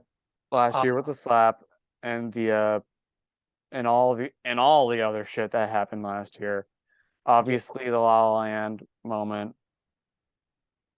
Um, yeah, just don't screw it up. just be a good year like 2019 where nothing went wrong and everything went right and Parasite won and everything everyone else is gonna win. I think Shia LaBeouf announced an award, but we didn't. I mean, that was like before he like really became a shithead. Yeah, which is arguable, but that's besides the point. Just Yeah. don't do anything stupid. But that'll have to wait a couple days till Sunday, March 12th at I believe it's what 8 p.m. for us. I I believe so, yeah. I it's much earlier for West Coast. Hmm. Uh, you assholes. Um, yeah, 8 p.m. Eastern Standard Time. Uh, we'll be there. We'll be watching it. I don't think we'll be doing anything live to it, but hopefully soon after you, me, and Lily, maybe other individuals will be telling you our thoughts on the winners and the ceremony as a whole, making this a good award season. We will hopefully be back next year, hopefully in a more timely schedule. And yeah, we'll be back for more discussions that surpass my. We thought this was going to be shorter. We thought this was. We just we just don't stop talking. Yeah, These that's discussions are cursed. that is true. It's Either very way, um, unless you have anything else to say, Nick, I think that's the night. I think well the morning now, Shut technically. up. You're revealing our secrets. No, yeah, it's yeah, I have nothing I said all I had to say, so Yeah. So until then, have a great night. And in case I don't see it, good afternoon, good evening, and good morning. I think I should have done that in opposite order. Um, happy Oscars voting. Everyone, everyone watching this, tell us your picks. Tell us, send us your ballots. Um, we'll be excited to see them if you do that. Um, the the one fan you. Uh, and yeah, until next time, have a great night, everyone.